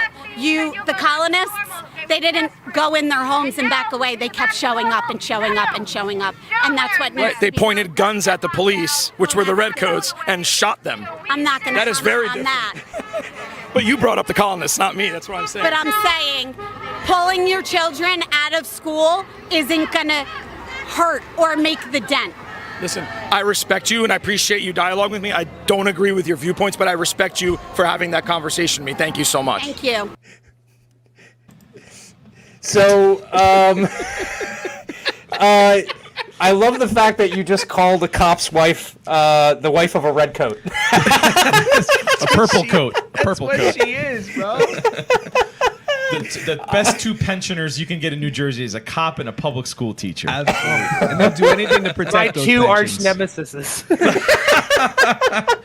I'm just glad to finally be on with Magnus. Great to meet you, Yeah, buddy. we've talked What's for a up, while. Magnus? This is actually one of my two favorite folks on Twitter right here. They fly low. They fly super low key, but no one understands how base they are. Yeah, I figured there wasn't enough testosterone in the feed, so I brought this handsome gentleman right here. Yeah, and if you notice towards the end of the video, Liberty Jesus made an entry into the background, so that was good. How's it going, Mike? I like how the right side of the screen is like the real beards, and the left side of the screen is like the. That's great. This is this is like early puberty, late puberty. Look, Dan, Mike, how's it going? Like, you have had a pretty eventful 2 weeks. These 2 weeks, huh? It's been a lot of fun, man. We took a little hiatus for about a month or two, taking care of some stuff, but there's been a lot of demonstrations in New Jersey because of the governor's mask mandate. So people were feeling frisky, school's coming back into session, and you have all these indignant moms, soccer moms, going out to protest at the governor's mansion. So we covered a couple of events and then had some very, very fun news to share about our upcoming lawsuit against a rack of defendants in the state, from the state of New Jersey, the attorney general, state police, and our local police chief. So it's not every day you get to sue the state. It's been a fun week. Yeah. Fun doesn't define it. How's it been for you, Rufo? I'm busy, man. I'm like kind of like half vacation mode all the time. It's just because I sold everything and I'm a nomad and I'm planning my escape from New Jersey, like Kurt Russell in Escape from New York. It's just I know so many rich homeless people right now that just sold all their things and now they're just bumming around the country trying to find a place to land. Clint from Liberty Lockdown's the same way. He was like, I'm probably the richest homeless dude right now. I ask Frankie all the time, Frankie, when you need my homeless care package? Not that I can't afford it, I'm homeless now. I think more plugging gets done for Frankie's nonprofit from you than her. Listen, I absolutely love what she does. I think it's phenomenal. I raised $1,000 for her on my birthday. I plan on doing it again for my next birthday. If you're going to feed homeless people, is there any more based way to tell the government to screw itself than to actually do the job they claim to be doing? No, like that is the way, man. That is the way, brother. So people know that we're talking about. If you're new to the channel and if you don't know Frankie's charity or Blue Star Union, go to bluestarunion.com, make a donation. Like Dan said, we're going to be talking about some of the legal work that's happening a little bit after we talk about kind of the man on the street stuff. And then go to feedphilly.org. And check them out and make a donation. PH. Yeah, PH. Yeah, feedphilly.org. It's PH and then PH on Philly. Definitely make a donation. They give care packages including food as well as I think like toiletries and hygiene products and stuff like that to the homeless in Philadelphia in that area. And they go into they're not going to the bougie areas where there might be a couple of homeless people. It's Skid Row where they're going to in order to help people out. So they're actually doing some incredible work and helping people. So two fantastic organizations. So Dan, this is something that I think I've seen some people do. My first guest, Kokesh, has done some of this in the past where it's man on the street and you're kind of asking people to use the muscle that is their brain for basically the first time. What's that experience for you? I think a lot of our personal chats and our group that kind of chats behind the scenes, I think a lot of people are impressed by the fact that you're not this gotcha, ha, you're a fake, and not this kind of shock and awe kind of interviewer. You just kind of lead that person down the path, and every so often you see that aha moment. Yeah, man, like I've said to you before when we've chatted, I don't like that whole Ben Shapiro nonsense, that owned, punked, bullshit. That's not what we're about. I do like to make a point. I do like to present dichotomies to people that they're maybe not thinking about typically. And I do want people to reach that wall where they go, huh, that line of thinking I just went down, maybe there's an alternative. Maybe that's not correct. Maybe I need to look at that a different way. And that's what we strive for. So we went to the governor's house. There was a succession of protests there last year over mask mandates, and as we've discussed, I think on our last broadcast with Rufo, they progressively over the last year have shrunk the space in which the public is allowed to walk. To the point at this protest, the most recent one, where they had a literal pig pen, a little area on his street, and then they blocked off the end of the street. So you had to walk on this busy ass county road where there's cars honking and constant traffic flying by. Very dangerous. Whereas on the first time, you were able to walk on this quiet suburban street right up to his mansion's gate. And the dichotomy that we try to demonstrate is the moral fallacy that these people take away from the police, the moral responsibility, I should say, that these people take away from police. In that, the supposition is that all of these soccer moms that are there find the mask mandates harmful to their children. They disagree with them. They don't want them. They think that the masks pose a health threat to their child. That's not my opinion. That's their basis, their foundation of their argument, right?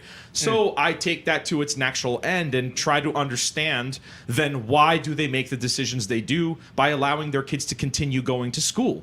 So we build that moral foundation and then say, hey, if you disobey these rules, here's the consequence that's going to happen. In this case, it's a police interaction. And then they don't hold the police morally liable for acting upon that, what they feel to be immoral. Of course, because these are largely Republicans. For those that don't know, we're in New Jersey. It's a blue state. By proxy of it being a blue state, 90% of the political activism is right-wing, right? Because, and when I say right-wing, I mean like corporatist, mainstream R, right? I don't mean like far right. I don't mean anything outside of that. Like a Missouri Democrat. You're like a centrist, right? That's like New York Republican. There you go. Yes. So these people love the cops. They love authority. They love what they think to be law and order. And they can't think outside of that paradigm. So people often think we're leftists. They think we're progressive. I've been called a commie. I've been called Antifa. And if you guys knew me, like the irony is that like I'm anything but any of those things, and I've never been any of those things.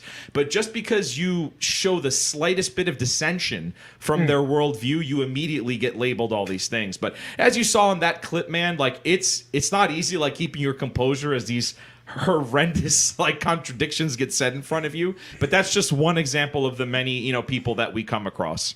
The best was, and I didn't clip this one, and maybe I should have pulled this one too, was I believe at the same event, maybe at the next one that you did a little bit later that week, was the guy, and you asked him, you were interviewing him in the parking lot, and was he carrying an American flag or something like that? I think he had like an American flag. Yeah, he was like jacked up, like Under Armour America shirt, I think, and a nice American flag. And you're like, you were like, let me ask you a question about how you feel if you were like driving alone at night, and all of a sudden out of nowhere you see the flashing lights turn on and they speed up behind you. Like, what are you feeling, right? And he cut you off in the middle. He's like, I'm proud, right? Like, right in the beginning, right? And then all of a sudden I could explain it. And then at the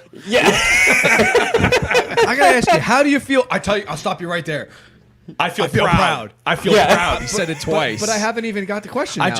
What if I said they're like kid fuckers or something? Like, you don't know what I'm going to say. Yeah, the cartel stole a cop car and they lit you up and you're about to be murdered and gang fucked. Like, what the hell? They just curb stomp someone outside. Like, how are you committing to this narrative already? So the beautiful part is once you do get the hypothetical out, he has a moment of innocent candor. And what was the word he used? He said he was scared or concerned? Worse. He looked blankly, like not at the camera, not at me, like diagonally up at the sky for a good 5-10 seconds. Then he said the word terrified. Yeah. And I was like, I said terrified, not proud? That's a quick turnaround. What a surreal interaction. Magnus, this is New Jersey 24/7, okay? Yes. These people I'm from upside down Florida, so I get it. These people don't look at it to them like, and here's where you can really, that's the funny part where we all can go ha-ha, right? Here's where you really get into his psyche. So he says terrified. I said the joke, really, not proud, and he started mumbling, and I wanted to swage him and calm him down. And I said, listen, it's nothing deeper than this. It's just the first thing on your mind in that moment. And he goes, yeah, terrified. And so my intention was not to dwell on this. It was to be like, say the one word, then we move on to another question and forget about it. And I would just like have a compilation of this. He registered in his mind. He was so uncomfortable. He was so pained by his answer that he interrupted me as I went to the next question and said, I just want to go back to that one more time. I just want to stress, I want to say that it's not that I'm terrified of them, it's that I'm terrified of something I might have done. So notice like the idea, the concept that one iota of feeling in the audience's mind might pin this guy to thinking he has even an ounce of disagreement with the concept, not even a particular individual, but just the concept of policing. No. The audience must not think this. I cannot have this be the narrative. It's my fault. I'm the Jesus Christ. Put me on the cross. Like I'm the reason I got pulled over. It is the worst Stockholm syndrome I've ever seen in my life. That's where you really get into the mind of the individual. And when people are talking about their feelings in one word, that's where the truth comes out. That's what they're really thinking when they have that interaction. It's not reverence and respect and flag waving and brave, or no, what do you say? What was the word? Proud. They're not proud. Yeah. They're terrified when they have that interaction, when they're being honest. Yeah. And what was the phrase that you coined at that protest, Mike? Oh, I thanked all of the officers. I said, I thanked them. I was trying to be very respectful. I said, thank you for protecting your pensions today, boys. We kept walking to the free speech zone, right? Because First Amendment's gone, obviously.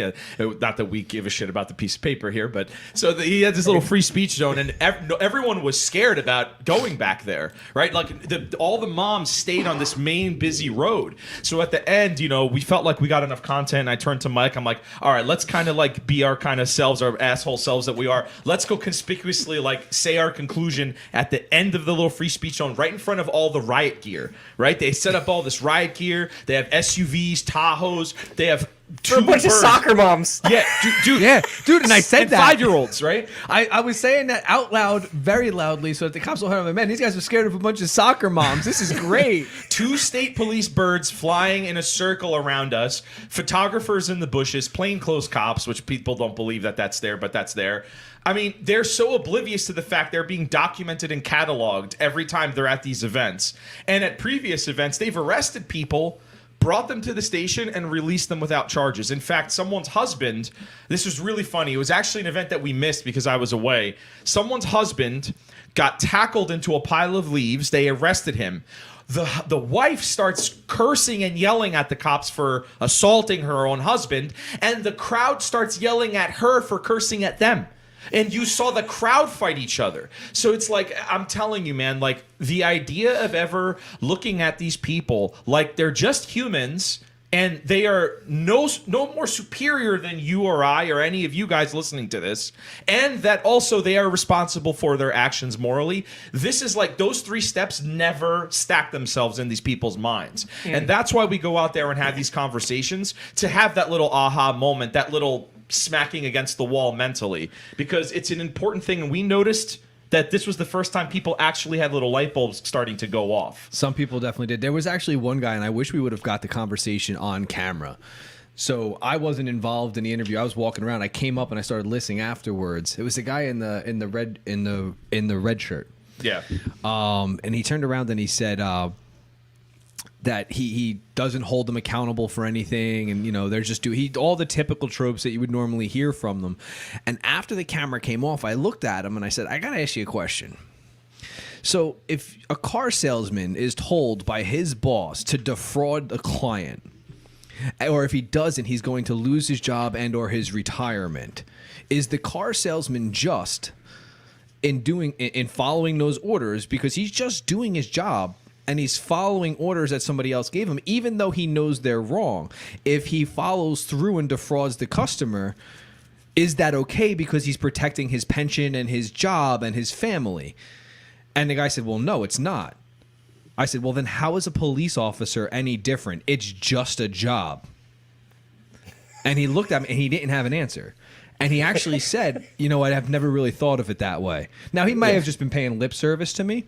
Right. But the truth of the matter is, like, they don't think that way. But when you get them to think that way, it would have been a really nice thing to have on camera. That's for sure. Yep. And I wish we would have grabbed it, but it's I don't have the patience that Dan has. So when he's out there in public and these people are making comments, like sometimes I just walk away because I was walking away from people because I was like, I can't do this. This is crazy. But I just wish I had the gumption to at least talk to that guy on camera. So something of note, Magnus, we got Master of the Macabre saying, I gave Jimmy Dore a super chat telling him about End the Damn Wars. So it's not much, but it's more than a fart. So look at that. All that matters. Anything we can to get it out. Yep. Yeah. So, no, I think that is like, again, every little bit helps, right? So like if you're being an activist in terms of like actually being on the line and protesting something, that helps. also being out there and having these conversations with people also help at least introduce some other thought pattern, right? Like it helps change the brainwaves a little bit. And I think that's really important, especially to kind of break through those echo chambers that are out there. Let's talk about firearms. Let me ask you specifically, Magnus, so you're not sitting there twiddling your thumbs. What is the gun regulation environment in Michigan? Is it close to as punitive and draconian as it is in New Jersey, or is there actually some protection for Second Amendment in Michigan? We took AR-15s into our state capitol building and stood over the balcony and yelled at our elected representatives that we're going to tar and feather them. We'd be dead if we did you were that. part of that FBI plot? Yeah, no, but I know some of those guys. I straight up know some of those guys. Sure you do. Sure. They were all feds. Yes, apparently. That's the thing is I never put names to faces, so I'm sitting there ever since that happened being like, which one of them was the Fed? Yeah. Or the Feds, plural. Yeah. That's like, what is it? What's the name of the comedian where he's like in the movie and he's posing as the high schooler, but he's like 60 years old? How you do, Yeah. fellow Steve domestic Buscemi. Oh, how Steve Buscemi. Steve Buscemi. Yeah. kids? And he's got the skateboard like this. Yeah. Michigan, we have like a bunch of tertiary stupid laws. Like you cannot have any ammunition in the same compartment of your vehicle as your firearm. So you have to have your rifle in the trunk and your ammunition in the back seat, or vice versa. Like it's weird little stupid things like that where nobody will care, but if the cops want to arrest you, if they're looking for a reason to arrest you, that's what gets people fucked. They're like, oh, I found like one round of 5.56 that rolled behind your compartment. You have your rifle in the back seat. You're going to jail. Like that kind of stupid shit. They actually got somebody in Jersey for a single round under his seat recently. They get people in New Jersey for wearing jewelry of casings. Like you have to really be careful. But I wish we were like Michigan, but I know exactly what you're talking about because they look for little. It's like you said, Magnus. They keep it in their back pocket, right? And then if they pull you over for something else, and they just want to fuck you, then they go, okay, I can always resort to that. I always refer to them as the air freshener behind the rearview mirror law. Like nobody ever gets arrested or pulled over for that. But if you do get pulled over for that, you know why you're getting pulled over for that. Right. Except thanks to the Graves Act in New Jersey, which was born from the very successful war on drugs, you get minimum mandatory time in state prison without discretion from a judge. So that's what happens with any gun crime in New Jersey. Yeah, and that's one thing that we've definitely been battling with internally, just among like our peer group, is like, all right, how can we be activists in terms of gun legislation regulation without ending up in freaking jail for 20 years, right? And it's difficult because here's the other you alluded to it before, Magnus. Here's the other aspect of it, and Dan and Dave, who co-hosts with me on the show, have been in depth into the actual laws themselves. They don't appear to apply to long arms, right? So it's mostly just restrictions on handguns. But what was the response that you got from your chief, Dan, when you asked if you just walked around with a long gun? Yeah, and just to stipulate, I have a convivial relationship with him, so it's not adversarial whatsoever. He's actually named as the adversary, as a defendant in my lawsuit. Like the lawsuit is called Francisco versus Cook. He's a nice guy. He lives 3 doors down from right here, so it's kind of an odd dynamic. But in terms of carrying with long arms, technically, and I am not a lawyer, do not take this as legal advice, but technically, if one possesses the FPIC card, the Firearms Purchaser Identification Card, the little yellow oak tag in New Jersey, that is in and of itself a possession permit. And theoretically, there is nothing in our statutes that prohibits you from walking around in public with a long arm. However, if you first of all, no one does it. Like, I've never seen anyone do it. You will never see anyone do it. You'll become Hunters. Swiss cheese instantly. Hunters, that's it. Like a guy in a rural area coming out of the woods from hunting deer, and that's about it. Yeah, and so what the state does here is there's a lot of implied what's the word I'm searching for? Implied compliance is what I like to call it, right? So it's like the law may not explicitly forbid something or make it illegal, but because the penalties are so harsh and the leeway is so immense on the side of the state, everyone like plays it insanely safe with everything they do. So like Magnus just referred to, the transporting firearms and keeping things separate. We have similar laws in New Jersey, right? And there's nowhere in the law that says it must be locked. But almost everyone in New Jersey travels with a lock on their box on their either their ammo can or on their plastic case for their rifle or their handgun. Everyone locks it up. Why? Well, because they're scared that if they get pulled over, they feel this somehow makes them more compliant with the law, in some capacity. That's just a small example. But to answer your question, no one open carries here anything, even though the only thing that's explicitly forbidden is open carrying a handgun, because there is a statute specifically for what's called a license to carry a handgun, which no one gets, which is what our lawsuit is about. But you won't see anybody attempting that. And if you ask someone in authority, I've contacted the Attorney General's office, I've contacted the Superior Court, I've contacted my county sheriff, and I've spoken personally to my local chief. And all the first three don't respond, and the last one will tell you, don't do it because, yes, I will arrest you. Whether it's legal or not, I have to arrest you, and it's going to, we're going to go from there. And you're whether it's legal or not, I'll have to arrest you. Right. Yes, Well, New Jersey. Right? Yeah, because his posture is that my superiors, the Attorney General, will come down on me if I don't do this, and God forbid I get 1 million 911 calls that some deranged lunatic has a Remington 870 pump action on a sling, and I said, even if I have it chamber open, an obnoxious yellow flag in the chamber, no rounds anywhere, and I wear my FPIC card like an oak tag on my chest, yep, you're going in, we're going to arrest you. So that's New Jersey for you, man. The gun culture here is non-existent. So speaking of people you may have heard of that I know, do you remember a little incident in Michigan where some guys in full kit walked into the Dearborn police station? Vaguely. with fully loaded with homemade hand grenades and body armor and that rifles. sounds really smart. Are they alive?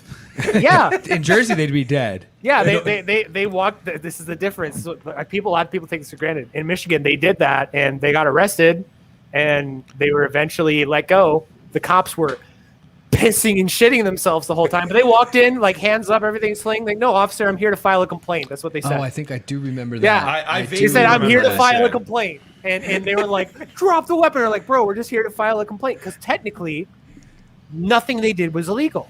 You can open carry in a police department. You can wear body armor in a police department. You can have a rifle slinged in the police department. But like you said, implied like jurisdiction, implied consent. Nobody does it, so the cops don't really know that it's legal. And even if they do know it's legal, they don't really care. So it's like, yeah, that's the other side, man. We all know that it doesn't matter that it's legal. They'll just tell you to do extra legal things all the time. It's up to you to either make that decision of, do I comply to make this stop, or do I fight him and face consequences even though I'm not breaking the law? Face resisting arrest when they try to arrest you for something that's not illegal. Oh, yeah, because they won't hit you and with have a it gun be the charge. only charge. No, the only charge will be resisting arrest. Right. Yeah. Right. But menacing and terrorism and all this other, they'll stack you, and then good luck if you're not a wealthy person, you're going to have a lot of trouble getting out from that mountain. Yeah. So clue us in on, so you've got a big announcement this past week or the end of last week in terms of the legal filing. How did that transpire, and what is it specifically in reference to? Sure. So I've been involved in the firearm activism community in New Jersey for years. I've been involved in nonprofits for over 10 years, doing various types of activism. And our laws are incredibly draconian. Our carry permit here, like I said, is called the license to carry a handgun. In a state of 9 million people, we have about 1,800 active carry permits that are honored and issued by the state of New Jersey. Those numbers are incredibly skewed, right? Any other state, their per capita licensure is way higher, and the burden of proof that you need to be able to acquire one, it's either a very small minority of people that have like a security job, like driving a Brinks truck, or other than like a occupational reason, you have to satisfy what's called in New Jersey justifiable need. And that's the clause that a lot of lawsuits have attempted to strike at. And in that, I'm not quoting it verbatim, but it is essentially puts such an insurmountable burden on the applicant to prove that no one ostensibly ever can satisfy this requirement. So you need to have an imminent, documented, repeated threat to your life, right? So there have been people who have been living in dangerous cities like Newark. I know one individual who had his window shot through, right, by a 9mm, and he would go file a police report so that it's documented, right? And he would go there and say, I want my permit, and they're like, well, that was one time, like, you know, that could have been random, like, fuck off, come back in 6 months and try again, right? Then he gets shot through the window again. And then they're like, okay, it's somewhat repeated, but who was it? And he's like, I don't know, I was sleeping. Well, you don't know who it was. It's not specific. It wasn't directed at him. It's not directed at you. It could have just been some drive-by shooting for your neighbor that accidentally went through your window. So literally until you die, like until you get murdered or until some horrendous thing happens to you, you are never legally in compliance with this justifiable need standard. So in New Jersey, we have these forms that you have to fill out when you do any background check for the FPIC card. It's a 33 form, a 66 form. It's like a mental health background check and a criminal background check. And blood and semen. Yeah, dude, you know the process, Matt, for the people outside New Jersey. It could be like months to a year before you ever even get the permit that lets you buy long arms and ammunition, not even handguns. Then it's a separate process to go through handguns. So without us going into all that bullshit, once you get to that point, if you wanted to carry, right, it's impossible to get that carry permit. So we wanted for years to do a mass application. And the reason people don't apply for their permit is because on the forms that you have to fill out for each one of your handgun permits and for your FPIC permit, you have to answer a legal question that says, I have never been denied for a permit in the past in this state or any state. And because there's a de facto ban on carry permits, nobody wants to ever answer no to that question. Yes to that question. So it's another one of those chilling effects that the state puts on the citizenry in New Jersey that prevents them from ever even trying to apply. So I tried to get people in a couple of other groups that I was working with at the time, and I said, look, the acceptance rate right now is like 99.9%. The only people applying for these permits are Brink security like drivers and like Donald Trump and Chris Rock. Right, who live here in New Jersey. That's it. No one else applies because they know they won't get it. And everyone's scared and all that. So I wanted to get a mass application movement. I said, there was a friend that I was working with. They had money. I was like, why don't we just offer to pay for everyone's application? It's not that expensive. It's like $100-something and skew the numbers. So at least now we have a legal argument to stand behind that. Hey, it's not a 99.9 acceptance rate. It's like a 10% acceptance rate. And when you're only giving out 900 permits a year, because it's every 2 years, so 1,800 means it's about 900 per year. Like, it doesn't take much to skew 900 down to a very low percentage. And nobody wanted to do it. So last year I said, fuck this. I'm tired of this. We started our own organization. We obviously, all four of us here are really of a more radical persuasion on the political spectrum. And I said, fuck it. I'm putting my name on the line. I'm going to do this. So I went ahead and did my application. The stuff that you have to go through is insane. I had to go through the same state police shooting practical that every state police officer in New Jersey passes. I had to pass that test in a live fire training in a private facility. I had to go. I bet it wasn't too hard considering the standards. No, well, let's put it this way. This is how I put it to people who like don't know guns. If you've never shot a gun before, you're gonna fail. But if you know what you're doing and you focus, you'll probably pass, right? So if you're like moderately experienced, you're gonna pass. It's about repetition and reloads and being in awkward positions. Your standard police like shooting practical you could probably find on YouTube. But if you just like pick up a handgun, you're gonna fail it, like if you've never shot before. But regardless, I go through the background checks, the references. From the application forward, I can't discuss the details because the case is active, but suffice it to say, I hooked up with the Firearms Policy Coalition. I'm proudly wearing their shirt right now. This is my assault shirt. If you haven't seen it, very dangerous T-shirt. Yeah, so if you guys want to pick up, it can kill you. It's an assault T-shirt. They're great guys. They're radical thinkers. They're not the NRA. They're not the GOA. They're not these typical groups. Great, fantastic people. They're legitimate anarchists that post about destroying the government and embracing anarchy and stuff on their main account flagrantly, and they don't give a shit. FPC is kings, 100%. No one even comes close to how much work these guys do. I do love my favorite FPC story is for like 2 months. People are like, I'm pulling my money. You're wasting it on this stupid bump stock thing. You're never going to win, blah, blah, blah. and then they won. And they did like the biggest victory lap on Twitter ever of like tagging people being like, oh, really? You're never going to win. See, Magnus, I'm glad you sold them for me because this is what most of the FUDs and all of the older kind of boomers don't understand about FPC and the other players in the Second Amendment movement. David Maxim, Matt's cohort here, and my good friend who's on the board of Board Star Union, we did an episode like a year ago, last summer, when Letitia James, the Attorney General of New York, was going after the NRA. And we were the only ones that were like, fuck them. Good. I don't care. Not that I care that the state is like doing something, but they actually do abuse their donors' money. So if I'm donating money to an organization to fight legal battles and educate people, and they're on private planes eating caviar and popping champagne bottles and partying, that's an abuse of their donors. So whatever. I could care less. Plus, the reason I love FPC, yet another reason, is they don't care. This is like, well, I talk about this with poker all the time, right? A good poker player is unemotional with the money that's in front of them, right? The chips are a resource. They're an asset. It's not an emotion. So if you have $1 million or $10 sitting in front of you, you have to not think about that amount of money and push your chips in and use them as a weapon, right? That's FPC. They don't sit here and perform calculus with all of these different states and go, well, if I fight this band in New Jersey where I'm 99% chance going to lose, I don't want my donors to get upset, so let me go fight this this stupid battle about some little idiosyncrasy in Montana where we can win and then tell everyone that we're winners, right? That's what I love about them. They go to the worst, most inhospitable legal jurisdictions and they fight. And they're in multiple lawsuits in New Jersey, not just one, and New York and Maryland and California. They go to where they're needed, not where they think they can win. So if you live in a hellhole, a legal hellhole like New Jersey, there's a lot of bitter people here that know the NRA and these other big groups are full of shit and that they don't actually put up a fight. They just ask us for money and then they go do slam dunks in Texas.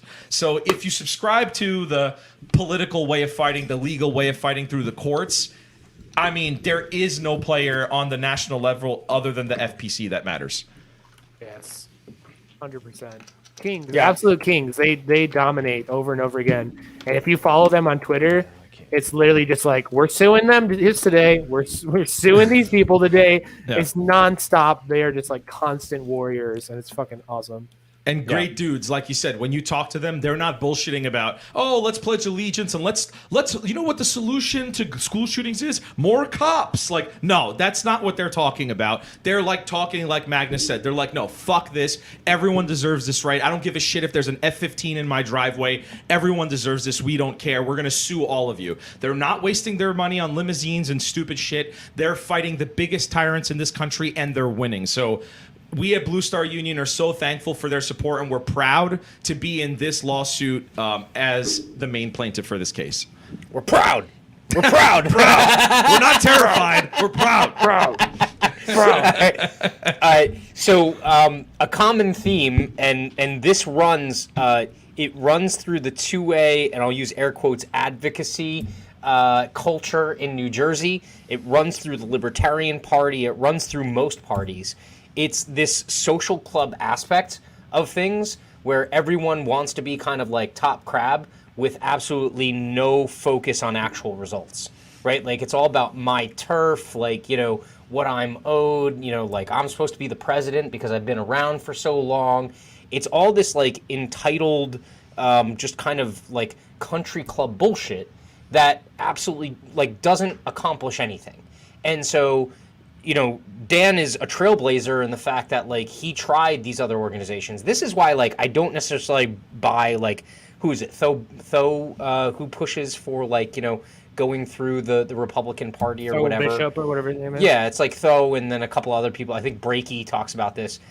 I'm not big on that because, man, they can wait you out, man. They'll swallow you up. Like, that's a machine, right?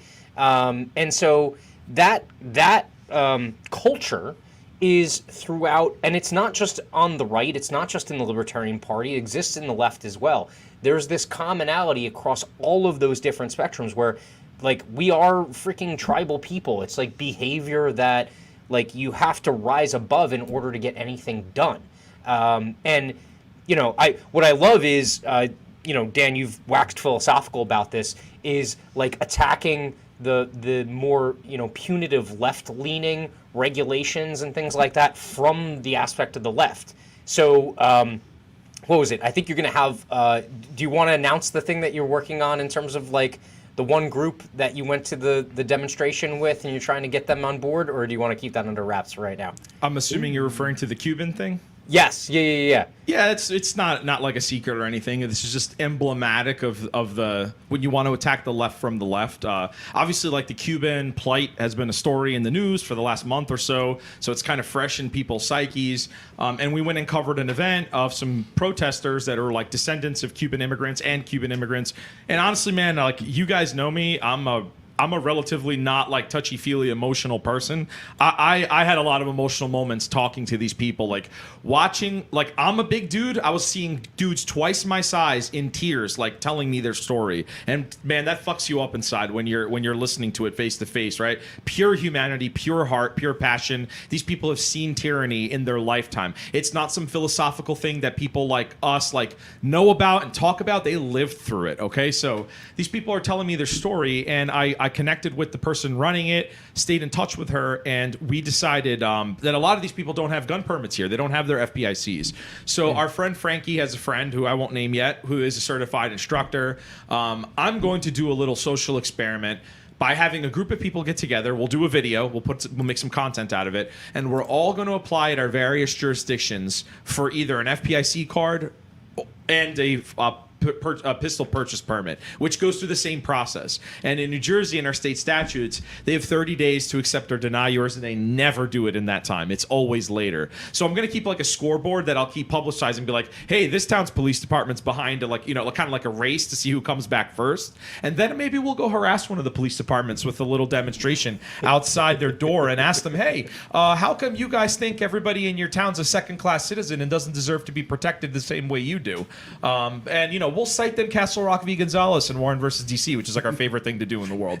But look, and then we're going to have a certified instructor along with us. We'll do a video in a range, having a great time teaching them basic safety, basic mechanics, speaking to someone who is an expert and a certified teacher that will be able to answer any of their questions. And again, it's about education. It's about community. There's no politics here, right? There's no partisanship. There's no democracy. We're not asking some legislator to exert their force upon other people. We're going to get together with people who have the knowledge, who have the resources. We're going to donate our time and our materials, and we're going to get together with a group of people that are new to this world, and we're going to teach them. And at the end, you know what? They're going to be converted. They're going to think like us. They don't look like us. They don't think like us. They're come from different persuasions, different backgrounds. It's a diverse group of people that come from one island, but they have all different kinds of opinions. But you know what they're going to be? Sovereign. They're going to know how to handle a firearm. They're going to own a firearm, and they're going to be able to protect themselves if they so choose to. That's my mission. That's what I'm here to proselytize. And to me, that's more important than the partisan bullshit. Let's fucking go. Yeah. Fucking go. Shit like that gets me pumped, man. That's what I'm fucking about right there. And the beautiful part about it is it's not like a bunch of middle-class white dudes, right, who are expected to be, FUDs or like these NRA simps, right? Like it's a dare I say minority population, right? That's sitting there and kind of taking their own defense in their own hands, coming from a place of legitimately knowing why you would need to do that, right? And seeing the shit that's happening play out in Cuba, or at least what we're allowed to see, as a perfect example of how firearms are the great deterrent of tyranny and authoritarian control. I love that imagery too of just having at least that group, if not more people involved in that project. So I'm really looking forward to that. Yeah, let them call us racist as we're trying to put guns and knowledge in the hands of urban brown people. Go ahead and call me racist after that. They will. I know, and they have, and they will continue. But you know what? Fuck them. Let them do it. I don't care, and that's why we do this kind of stuff. Yeah. Well, look, if they're not calling you names, I don't think you're doing anything. You know, and and it's like you said, Matt. Like this is Republican. The Republicans here, they don't believe in this stuff. The NRA types, the GOA types, they love like asking permission from their Why don't we have a letter writing campaign? You could wipe your ass with that letter. They're not doing. They don't care. They're not talking about your issues. They know it's a loser in this demographic. They're never going to talk about guns. We have Jack Ciattarelli running for governor. He's a Republican nominee. He never talked about guns leading up in the primary. Now he's going to talk like he's a gun nut. And then should he win, which we don't even think he will, he'll never mention guns ever again. It's a loser. So don't wait upon some elected official to be your savior. Be your own savior. Build people up in your community and be a good brother and sister to everybody. Yep. No, that's huge. The aspect of community here is at the core of it, and hopefully people don't lose that. This isn't rogue people going off and doing things on their own. This is legitimately bringing people together to accomplish something, and that is something that we need to. There is no we, right? Like Mike's cringing right now, but if the world had more of a sense of community nowadays than it does, or in the near future, we're all better off because we're all helping each other as opposed to practicing defensive or even worse offensive politics, trying to one up each other or get in this tribal turf war bullshit. Look, anything else coming up in the near future there, Dan? Well, the lawsuit is going to be obviously the big thing. It's the big news ticket item right now. We have some more activism in the Second Amendment space planned. We have the Cuban group that we're going to be working on the next month. I do want to flirt. Look, this is like the big risk that I kind of alluded to before. We're never going to win. Like I said, never going to win through democracy. You go into Trenton and try to ask Republicans to talk to you about carrying guns. It's a loser. The way you affect change is through immense risk, and it would require something like we've discussed, Matt, like a bunch of people getting together in a small jurisdiction, telling the police department ahead of time we are going to do this, and having 50 men, women, all adults show up with like unchambered, open. Oops, sorry, computer's blocking me there for a second. Showing up with unchambered rifles, shotguns, and just standing on a public sidewalk, literally not doing anything. Maybe have your hands up in the air while you stand there and force a response from the state. Because right now the state likes that things are nebulous and undefined, and because of that they get our implicit compliance. So in New Jersey, you would get your right to carry a long arm way faster by doing it than you would by asking to do it. Yep. It's just that someone has to be that guinea pig who's going to risk, dare I say, getting hurt or getting a record and facing jail time, even though it's not technically illegal. So, I mean, but there's also like a thing of numbers. It depends on how many people do it, because that's definitely the thing. Right? Yeah, because I'm jump on you, but I've been without ears for a minute, so. But yeah, the example I always bring up is we did a joint event in Richmond, Virginia, where they had banned open carrying. So we showed up with, I think there was like 20 of us. There was like 15 BLM 757. There was 5 Black Panthers. There was a bunch of like other random conservative groups, and they open carried through Richmond, Virginia, even though it's illegal. You will be arrested. And they even went as far as they made a copy of the new no open carrying signs at home, shot a bunch of holes in it, took the sign down, and put up their one they shot a bunch of holes in. and none of them got arrested, because you're talking like 50 to 100 people versus a bunch of cops that don't even want to do this. They're just bored, and like they're not going to put their fucking life on the line, and nothing happened. And that it really, doing that once defanged that law so much that it has never been enforced ever since, even though they never officially changed the law, because it's just like you called their bluff, you called their bullshit. Yeah. So that brings up a really good point, because when we were at the protest, and the number started to dwindle of the people on the streets, Yes. right? What happened was the cops went across the street where other people were standing, where we technically weren't supposed to be standing. And they started telling people, you can't stand here, you got to go stand on the other side of the road. And a lot of people were confused. They were like, I don't understand.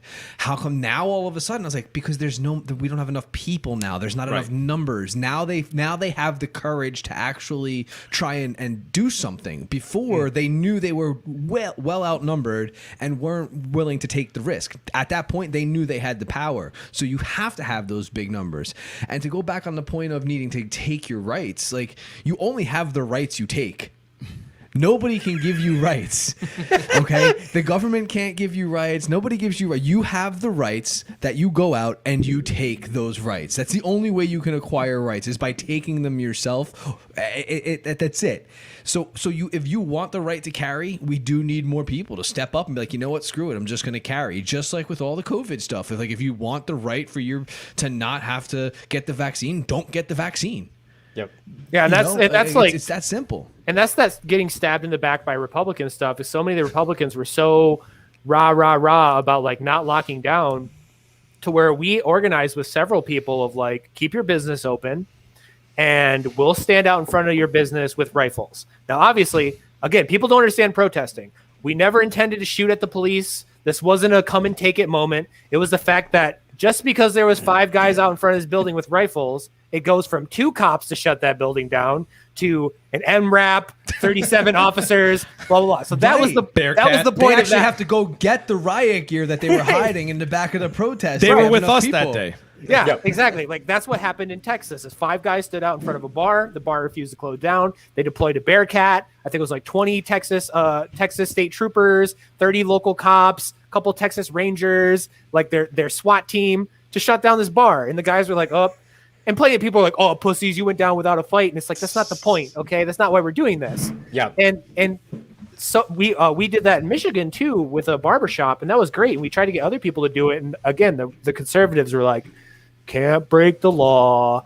It's like... Just as a final thought, right? We were talking about how it's a waste of time to go through these Republicans who allege that they're for guns and whatnot. I know Matt knows the story. When we were talking to some of the other mainstream groups, like on this group chat, has a lot of connected activists and Republican connected employees and whatnot, we were bringing up and questioning their allegiance to the NRA, because a lot of groups donate to the NRA, like other activist groups that are small, donate to the NRA to curry favor with the NRA. And then the NRA will like mention them in like a news article or some shit as some sort of like clout chasing bullshit, right? So we called out that this one group, and again, not because we like went to cause a problem, we were like in this conversation asked about it, and we said, here's a link on this one group's website where they literally admit they took their donors' money and donated it to an NRA chapter. And all of the people from this group came out saying, you're lying, this is not true, and blah, blah, blah. And I was like, here's the link from your website that says it. Then I highlighted how the NRA, like if you people in the Second Amendment community know about the Mulford Act in California, how Governor Reagan, a Republican hero, is the one that led the charge to disarm the Black Panthers in Sacramento, who were all demonstrating in front of the State House, right? So a bipartisan legislature of Democrats and Republicans, and signed by the hero Republican governor of California, they disarmed all the blacks and banned open carry in California. And I mentioned that the NRA supported this measure, which they did. You can Google this. It's like not a secret. It's not a conspiracy. And that the NRA historically supports a lot of these measures. And when as soon as I said that, they banned us from the group. Like they don't want you highlighting their love of statism, right? They pretend like they're fucking Second Amendment radicals. They're sucking at the teat of the state to curry favor with politicians. So it's sickening, man, and that's why we're not going to play that game. And so that's actually also something that maybe we can touch on in a later episode. This idea that the faux resistance, like these faux resistance organizations, the market is made for them to succeed because of the state, right? And so they actually have a symbiotic relationship, right? So, for instance, if tomorrow, all of a sudden, every single state in the union essentially decided to, allow for constitutional carry, right? what's the point of having all of this money dedicated towards legal causes and stuff like that through the NRA? There's not. They wouldn't have a justification for existing. Yeah, once you win, you're useless. And another thing they do in states like New Jersey is, because New Jersey, this is perennial, okay? Every year there's like 15 gun control bills. They all get thrown up on the board, right? And then the right-wing, quote-unquote, gun groups have a frenzy. They go nuts. And they maybe stop 10 of them, right? And 5 go through. And the most radical ones get stopped, admittedly. But then 5 of them stick. And then the mantra is, we won. We stopped 10 bills from going through. And that's where I lose my mind with that's these guys where they lie. every time. Yeah. I constantly lose my mind with them on this. And they'll sit there and they'll talk to you about how, oh, well, we won all those small little frivolous things. We've stopped this and we stopped that. I mean, what'd you stop? If it wasn't for us. And that's kind of what we called them out with in that chat. Yeah. It was like, they don't stop anything. Like the NRA just takes your money and they spend it on it. You got the FPC right over here. And then they would ask. Then the one guy was like condescendingly asking me constantly, like, well, who would you support? Well, I would support this group, blah, blah, blah, blah, blah. And then he would tell me it's not a real argument that you support it because this group does this and you don't think the NRA does that. We should all be together. And there's this whole we need to work together thing. I'm like, no, you know what? There's no we here. There is no we here, first of all, right? There is no we. Second of all, you're allowing these people who are in bed with the ones that want me against the wall, right? They're willing to work with these people. You're willing to work with people that want to put you against the wall. You know what? I don't want to work with you. Yeah. So every year, that's 3 more laws, 4 more laws that are small. They're tiny. Oh, they're not that big of a deal, right? A little minuscule type of regulation. No firearms in a public restroom. Dumb shit. Oh, that's like way better than what we have. I'm talking like, trust me, it's way worse than that. We can't even carry in public. You're not allowed to bring your firearm in your own yard. Yeah, exactly. but like they'll pass this little minutia thing, and the left is like, every year they incrementally get more laws, so they win. Every year they're chewing away at us.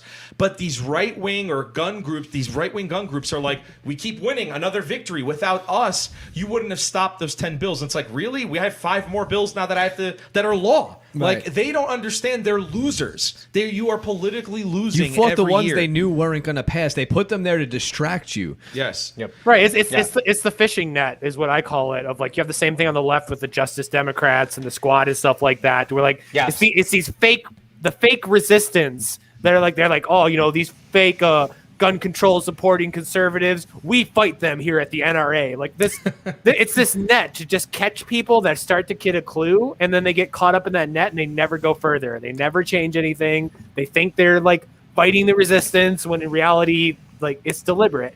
And there's obviously some of them are the next step. Yeah, some of them are unintentionally doing that. Some of them are very deliberately. Like I think the NRA is very deliberately doing what they're doing. They're the worst, man. Yeah. No, and it's coming to somewhat of a climax here in New Jersey because the recent talk that the governor put through is he's now going after straight bans on certain calibers, right? So he specifically 50 mentioned cal. 50 cal. So he wants in Jersey or New Jersey? In New Jersey, he wants a state New Jersey. devoid of 50 caliber By firearms. the way, the amount of crimes in New Jersey that have been committed with a 50 caliber weapon are 0. I don't know if it's a virtue good signaling. I don't know if it's a good thing or a bad thing. My first thought was you can buy a 50 in Yes, there's a in Barrett. Jersey? There's a Barrett that's like $15,000 that was sitting in my local gun shop not too long ago. Is it like New Jersey compliant? Is it like that's the those other horrible California compliant guns, but it's the New Jersey compliant Barrett? Exactly. Just as long as there's not more than 10 rounds in it, you're good to go. Yes, as long as But here's because 11 means you want kids to die. Yeah. and with a 50 caliber, you can shoot down planes. Oh yes, that was the big that the thing. governor said you can shoot down planes with a 50 cal. He's a And that has nothing to do with Dave Chipman. They were shooting down helicopters with Who's 50 that? caliber rifles. Nothing to do with Dave Chipman. As a matter of fact, it was the very next day. Do you smell gas? What is that? Yeah. It's getting misty in here. My eyes are very teary all of a sudden. That is the time is now. Like it is now because the most authoritarian momentum that they've ever had is right now, and so there's definitely this feeling of get while the getting is good, and if you had a wish list of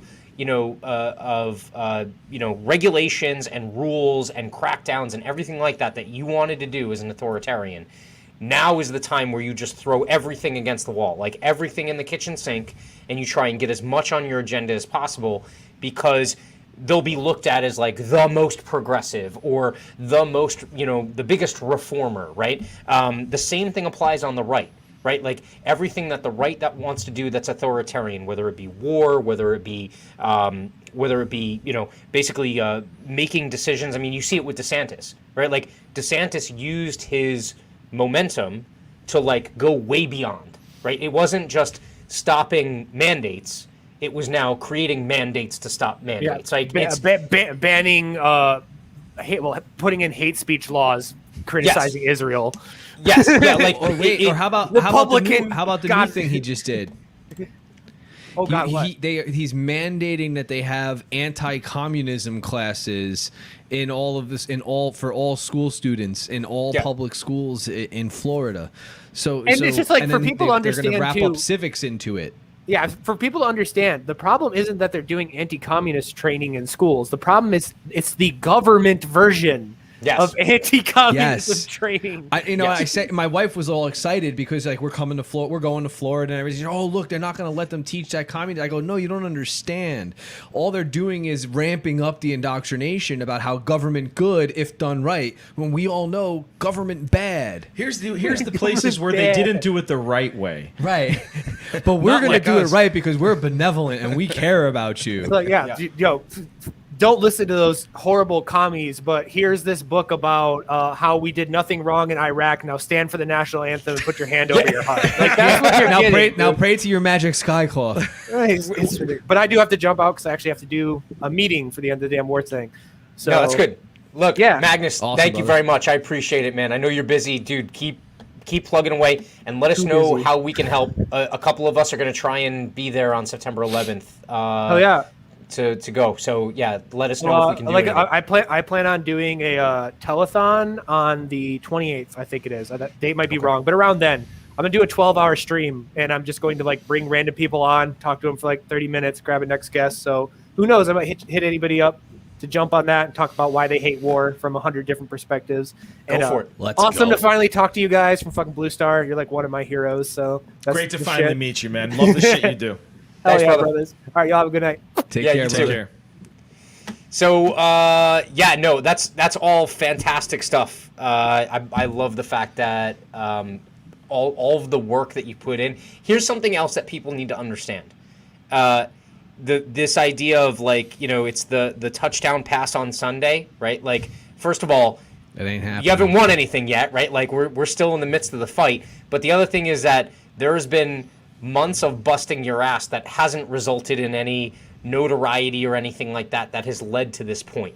And so that's the other thing that other people have to understand is you have to keep knocking on the door before they let you in, right? And you have exemplified that. I love that fact that I get to see it happen and play out in real time, like with one of the best seats in the house. So I appreciate all of that. Look, what else you got? I mean, we're rolling up on 9:30. I know I got you guys for an hour, already. What else you got going on down there? Well, look, man, we're only able to do this because we have people like you and people like Mike and all of our friends and colleagues that we've met as a result of starting this organization.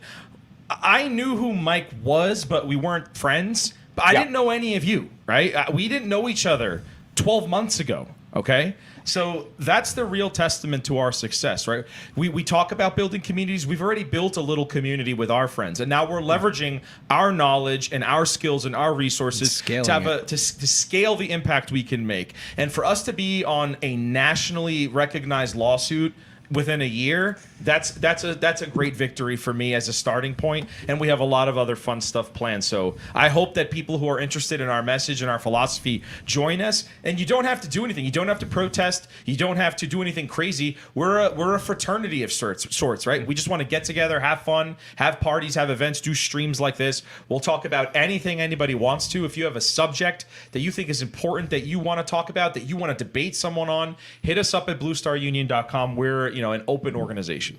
Yep, awesome. You're hitting Frankie right in the feels. What did she say? She said, Y'all are getting sentimental. You're getting sentimental. That's just because she's 3 bottles of red in right now. She's on her 3rd bottle of red. Rosé all day. Yeah. I love everything that you guys are doing. We definitely have to try and get a couple of us down for September 11th. I think Magnus also said that there's going to be a New York one. So we're definitely in for that. I'd rather go to DC, I think. DC is both of them are great, but DC is going to be really militarized. Like I don't. That's why I think I want to go. I don't think you'll be able to do as much there. But yeah, but I think that would be great for the cameras. Like it would. I do think it would be better content. We'd have more fun, and we'd be able to actually open a couple more eyes if we go. Because New York, listen, it's a shithole. All right, and nobody's allowed to do anything anymore. You can't go anywhere. It's not like we're gonna be able to go grab a bite to eat afterwards. We're not vaccinated, so like only Nick, we're gonna have to send Nick in. Like Nick will come with us, and we'll have to send him in to go get food for us. Go get the He's the only food. one vaccinated, right? Like it's just silly. I don't want to go to New York. Like I never want to set foot in New York ever again. I'd rather go to the Leviathan's den and have the military threaten me than go to New York City. Dude, there's something about being in DC. I've been there so many times, but there's something about being there that feels unnatural. Yes. I can't describe it. It's like everything almost is like like it's centrally stone planned. and marble and clean and sterile, and you're walking around and there's nobody there, but you feel like you're being watched. And But you are being watched. You are being There's watched. cameras Oh, yeah. everywhere. Oh my! There's just something so weird about being there. And when you're there with, why not both dudes? You're a married woman, Francine. Get out of here. But I'm telling you, like I went down there with Nick to cover that Trump rally, and you'll just get like punched from behind in a crowd. Like it is a very weird place. I somehow feel more normal in like urban areas here than I do down in that sterile like. But that's why we need to go down there for it. Yeah, It really is the best option. It's going to be exciting. That's definitely for sure. So we're gonna figure something out. Because they're on the same day, Frankie. Yeah, they are on the same day. So Frankie's asking about doing both DC and New York, and so we got to figure something out. If I might bring the family wherever I go. Personally, I share your sentiment, Rufo. I really never want to go to New York City ever again, pretty much right now. Nah. But It's there dead, is that man. one. There is that one bakery in Brooklyn. Did you see that? The one that says we don't discriminate. But do you know what, dude? Like the way I'm looking at it is, I don't want to interact with any of these people anymore. And the only way to make them uncomfortable enough that this shit's gonna go away is to stop interacting with them. So I don't want to give them the pleasure of knowing that I'm still willing to go into New York City when they're doing everything they're doing. So I'm just not gonna go. It's it. I'm done complying. Like I'm not doing it. The compliance is done. I'm even not to mention the fact that I'm considering, but wait, what's the toll to get into New York City now? It's like Something- 17. oh yeah, bucks or it's like something. $25 or something stupid. In That's tolls. just the bridge. That's not all the tolls on the way there. Yeah, no. Someone in if someone in Iowa or Nebraska watches this show, they'd be like, $25. That's what it cost me to fill my gas tank. Just then you gotta access, park. Yeah, right? no, that's not. Yeah. Then you have $40 for parking. Yeah. It's $100 just to get in and out by the time you're done. Yeah, Frankie said depending on $13. depending It's on the not master, $13. $13. It's more. It's more than that. We don't all live This right isn't next to it. She's like quoting the Patriot Act year signing of the cost of the bridge. It's like way more than that. So Look at all the let's. fine print. It makes the price go way up. I'm gonna laugh if she's right and I'm being an ass. It also WP depends on how $13. many axles you have too. I think so. Like if you have like one of those dually pickup trucks, it's way more. well, I guess but, I ain't bringing the trailer then. Yeah, no. So since you mentioned it, Patriot Act and everything like that, we can close on this. What was your take of what's happening in Afghanistan and the live comments today from the president? Can I go? Can I Go first, Can I Rufo. go? This is Can I your go? wheelhouse, I love brother. This shit. This is my favorite part. Hello, All right. Scott Horton. Hello, Are Scott you there? Horton. Yeah, I just got off the phone. No, I didn't get off the phone with Scott. Not today. No, but all right. So here's the deal, right? Like, he really didn't say anything wrong. True. He can't speak, and he whispers into the mic, and then he yells into the mic, and he's a bit senile. Yeah. But every reason that he laid out for leaving Afghanistan is right. Ron Paul said all of that 10 years ago, and Ron Paul was right. Now, the big thing is, like, the guys on the right, they're like, oh, well, we had this deal with the Taliban and Trump was going to pull them out in May. And if we would have done it that way, it would have been cleaner. No, it wouldn't have. Nah. Because They were the always same gonna take the generals that are capital. in charge making the plans for today are the generals that would have been in charge making the plans then. It's nobody different. It's all the same players in the Pentagon. Everybody's doing exactly what they would have done no matter who was at the helm. It would have blown up. It would have been disgusting because there's thousands of years of history that prove you can't control the Afghani people. Yeah. Yep. And I will say, I am very glad now that everybody understands that the United States government will not nuke people they have an interest in. So when time does come, those AR-15s might actually be useful. Yeah. That's the part I get is that at the end he also did say we're going to leave some contractors there and we're going to put some personnel there to watch the transition and we're going to take over the air traffic control towers and we're going to take over the airports. I'm like, so essentially we're still like doing a bunch of infrastructure Full and presence policing at the airport. Right. And the way my mind goes is give it a week before an IED goes off and blows up a Humvee, and now another 2,000 guys are deployed. Honestly, because of Biden's track record, and because of the track record of the people around him and in the Pentagon, my honest belief is that they're doing this in order to escalate tensions intentionally, to be able to give themselves an excuse to drop more. And it gives you, Mockingbird bullshit where you can watch the hysteria happen now, right? So now you can feel guilty or responsible for all the women that are going to get abused and the guy falling from the airplane and the little kids that will get slaughtered. Not that I'm not sympathetic to those things, but I'm saying it's the fuel, it's the gasoline that they will now pour on the fire and show on the media over and over and over and justify having to go drone strike a wedding again. Like that will be the reason they have to do it. And that's the thing. Like all of a sudden, everybody's caring about the women and the children, but where the hell were you in 2015 when 90% of the casualties for a 5-month period were women and children? You didn't care then. And never forget that your federal government donates thousands of fully automatic M4s, Humvees, drones, and Jeeps and 50 caliber rifles to despots in foreign countries like it's Halloween fucking candy, and then tells you that you need a stamp for a pistol brace or you're going to jail. Don't ever forget that our own government does that to us while they donate our military grade weapons to foreign countries. Listen, I'll tell you though, the one organization that's probably the most upset right now is the CIA because they watched all of their opium profits go up in the air. Now Hunter Biden's future is looking bleak. He won't have enough for a new laptop. Oh damn! It blows my mind though, man. Like I can't get over it because like you see all the same people coming out speaking about how we should still be there. Like Meghan McCain put something. I was like, man, your husband's your father is responsible for all of this. We should have chosen Ron Paul. This is what we get. He's the architect of all of this. Shut up. And then somebody's like, we need to forgive. I'm like, I don't forgive warmongers. I don't forgive war criminals. Like I don't do it. Like you're gonna bomb women and children. I don't forgive you. You don't deserve forgiveness. You don't get respect just because you died. The things you did in life were terrible and disgusting and are gonna go down in history as some of the worst atrocities ever. You get no respect. And so then these people who are clamoring for more war, we should still stay. We should still stay. Get the hell out of here, man. And the best part is though, I don't think they're gonna be able to sell it. No. I think most people are willing to say, yeah, let's go back. I think the numbers are on the non-war side. I think most people are like, whatever, it's done. We ripped the Band-Aid off. I'm at least hopeful that it seems like they've burned their credibility on both sides. I think they've shown themselves to be incompetent if you're a right-leaning neocon. And so why would you want someone to continue to conduct war if they're incompetent? And they've also shown themselves to be not completely genuine in terms of their commitment to pull out of Afghanistan, which means if you're on the anti-war side of the fence, your radar is still up, right? Like you're still alerted. You're like, wait, we got troops going the wrong way here. There's all of a sudden now 6,000 troops that are going back into Afghanistan to do all this stuff.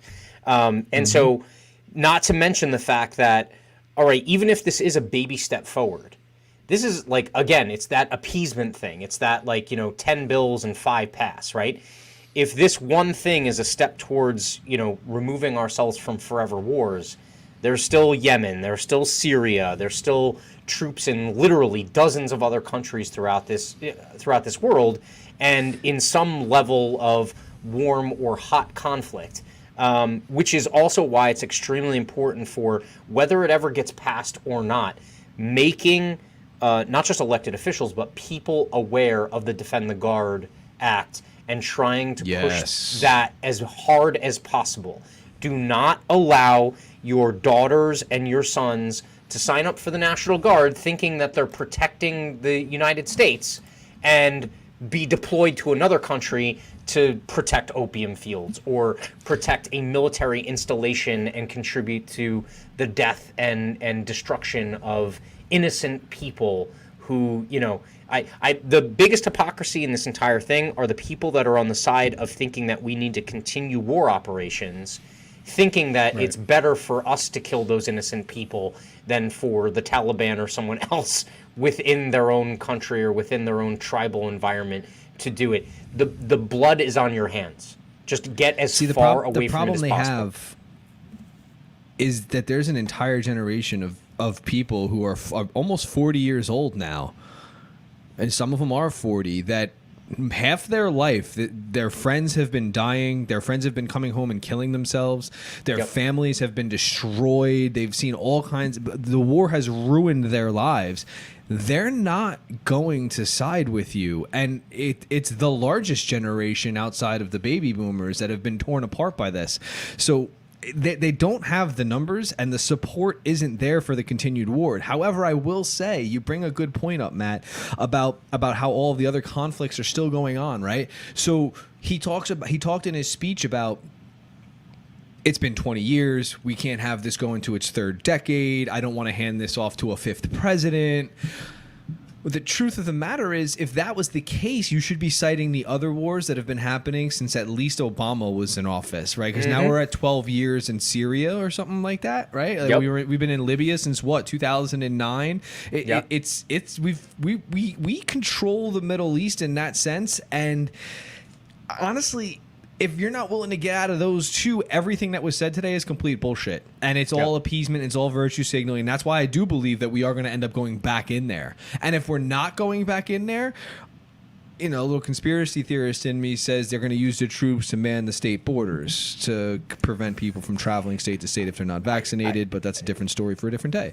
Yeah, that is very much a concern as well. If the troops do eventually come home and don't get redeployed somewhere else internationally and they're here domestically, are they going home for good, or, like you said, are they now part of the increased enforcement mechanism for some of this draconian crap that we're Right, are you through? Discharging them, or are you keeping them on the books and making them work at home? Yeah. What's your thoughts, Dan? What struck me was when we were reading Horton's book and we were talking about the Defend the Guard Act. You didn't read it. I didn't read it. You're right. That's a good point. When you guys were reading and when you guys were discussing it. Do you know I didn't even say that with any humor? Like, I wasn't trying to be sly, but you're right. I remember one thing that stuck out to me was that 1/3 of them get their boots on foreign soil. 1/3. That's an enormous fraction, right? Yeah. It's like you have a 33% chance of being deployed to go protect a poppy field. Like, that is crazy to me. And you're right. Just like, people sign up for this thinking, oh, I'm going to do my 2, 3, 4 weekends at some Fort Dix in New Jersey. And you're talking specifically about the National Guard. National Guard. Yeah, Yes. National Guard. Yes. The state guard.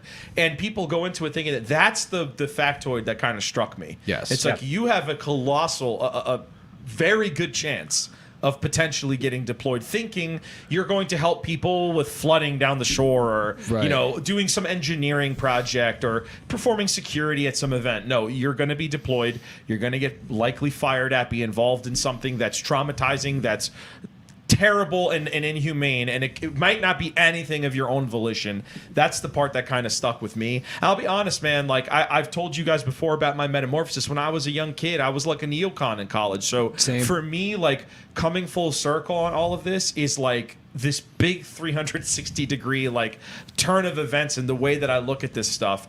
And I came to the realization today that there were babies born after 9/11 who are legal adults now, and all they have known their whole life is perpetual war in this region. Yeah. That's like, it's crazy when you think about it. My brother, my youngest brother, was born in 1999. Right. And we've never not been in a conflict in the Middle East in his entire life. It's insane. All he knows is that war is normal. Yeah. Yeah. And it's it's sad. Orwellian shit. It's literally like there's always war, there's always terrorism, there's always a virus, there's always an external threat. It's that perpetual like mockingbird machine just striking you all day long. And the other Orwellian aspect of it is, if you ask, most people will say, "Oh well, you know, we live in relatively peaceful times," right? So like to kick off the program, actually, it's an actual fact. Right. So to kick off the program, Adam Kokesh said, yes, there is this long-term downtrend in terms of like violence between people, right? But that being said, it is disingenuous for an elected official or someone who is knowledgeable of these things to say that we live in a time of, you know, basically non-war, right? Like peaceful times. Yeah, that's horseshit. It's wrong. Like, it's wrong, right? So it's hidden away. And so part of that other, like the skeptical hairs on the back of my neck are the corporate media is now covering what's happening in Afghanistan much more closely than they have at any time in probably the last 18 years, right? And so people have not seen this. They will see it. They will say, oh my God, this is awful. We need to stop this anyhow possible. And the last thing that we need is for them to not be awake enough to be taken by yet another charlatan who says, oh, well, you know what? Maybe we pulled out too quickly. We need to do more work. We need to like make sure that they're more prepared and things like that. No, draw the line. Do not allow them to pass that bullshit buck again and try and keep this thing going. And so that's why all of this, whether it be end the damn wars, whether it be defend the guard, any of the, you know, anti-war activism that you can get involved in is all extremely important right now, because if we let them hit the gas again after this, dude, we'll never see the end of it. Like, it'll be go ahead. Remember that war is the health of the state, right? Without war, the state cannot grow. Without war, without conflict, the state cannot acquire. They can't acquire any kind of profit because they need you to believe that you need them, which is why they need to take from you to have these actions elsewhere.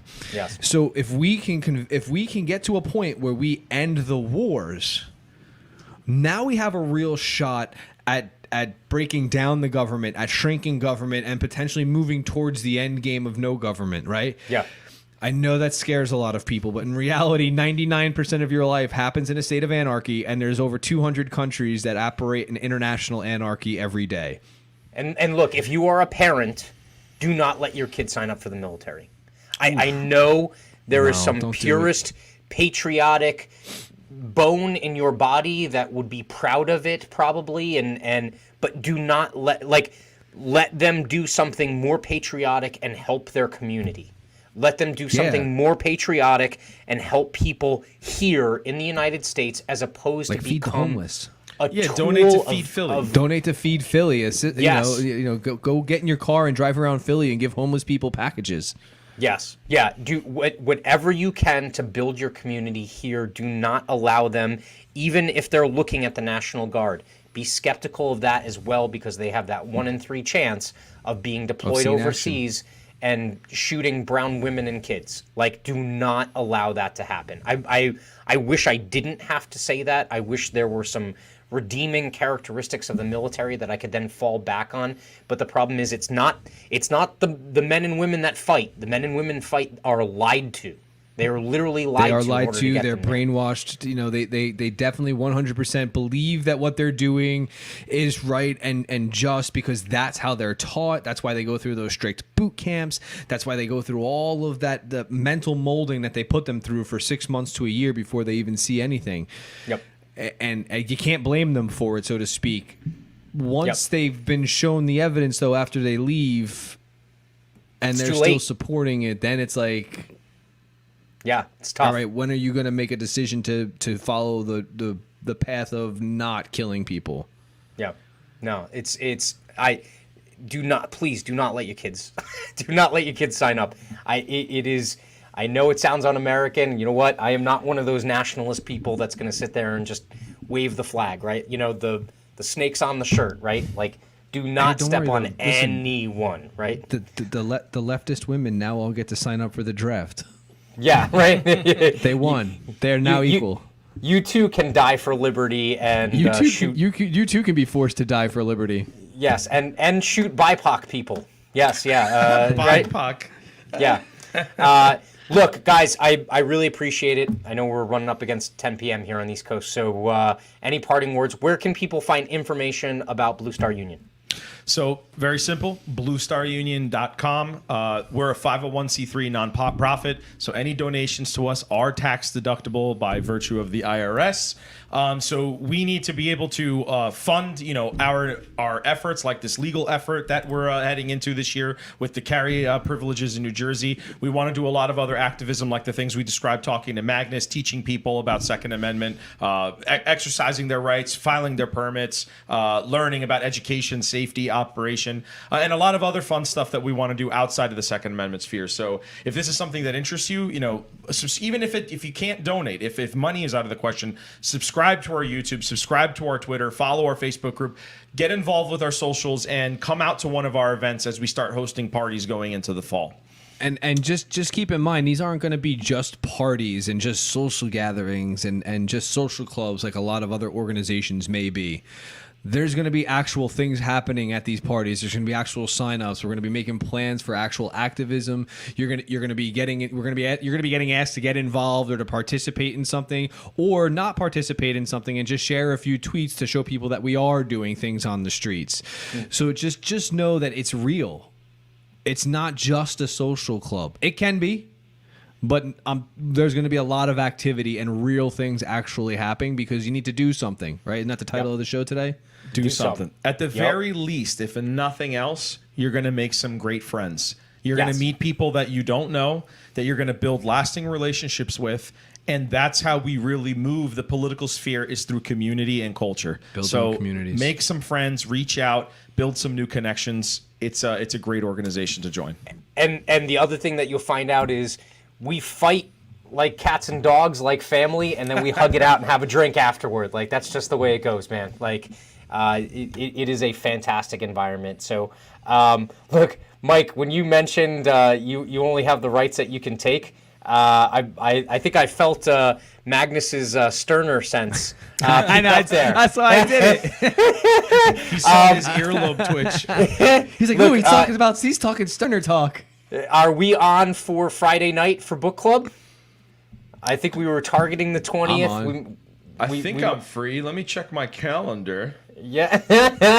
I think we're shooting for Friday night. I should be okay. We'll shooting be right for Friday here night. In the bunker?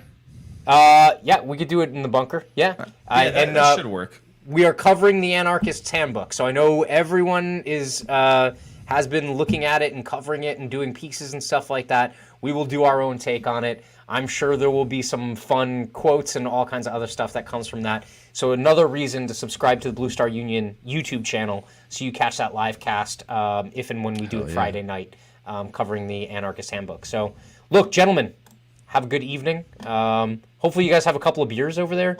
We didn't mention Shooter Lube. You got the Shooter Lube out there. I know they're not a sponsor of this show, but they're a sponsor of your show. So definitely check out Shooter Lube. Lube. And what's is it Blue Star is the code for 10% off? Yeah, if you go to shooterlube.com, you put in code Blue Star, you get 10% off your whole order, and they then in turn donate a portion of that to us. So it doesn't cost you anything. You get a discount on all of their great products, and you get to help us in our mission. Awesome. Yep. Not awesome to mention it, if you use firearms. this on your gun, your wife will be very thrilled with how smooth it feels. This is only to be applied to guns. I said to your gun. That's not my fault that they're dumb enough to think something else. I smell a yeast infection on the horizon. We are not doctors, though we did stay at a Holiday Inn Express last night. Trust the experts. Trust the science. Trust the white lab coats. Look, guys, have a good night. Have a couple of beers on me, and maybe we'll see each other Friday night. Love you, Matt. Thank you.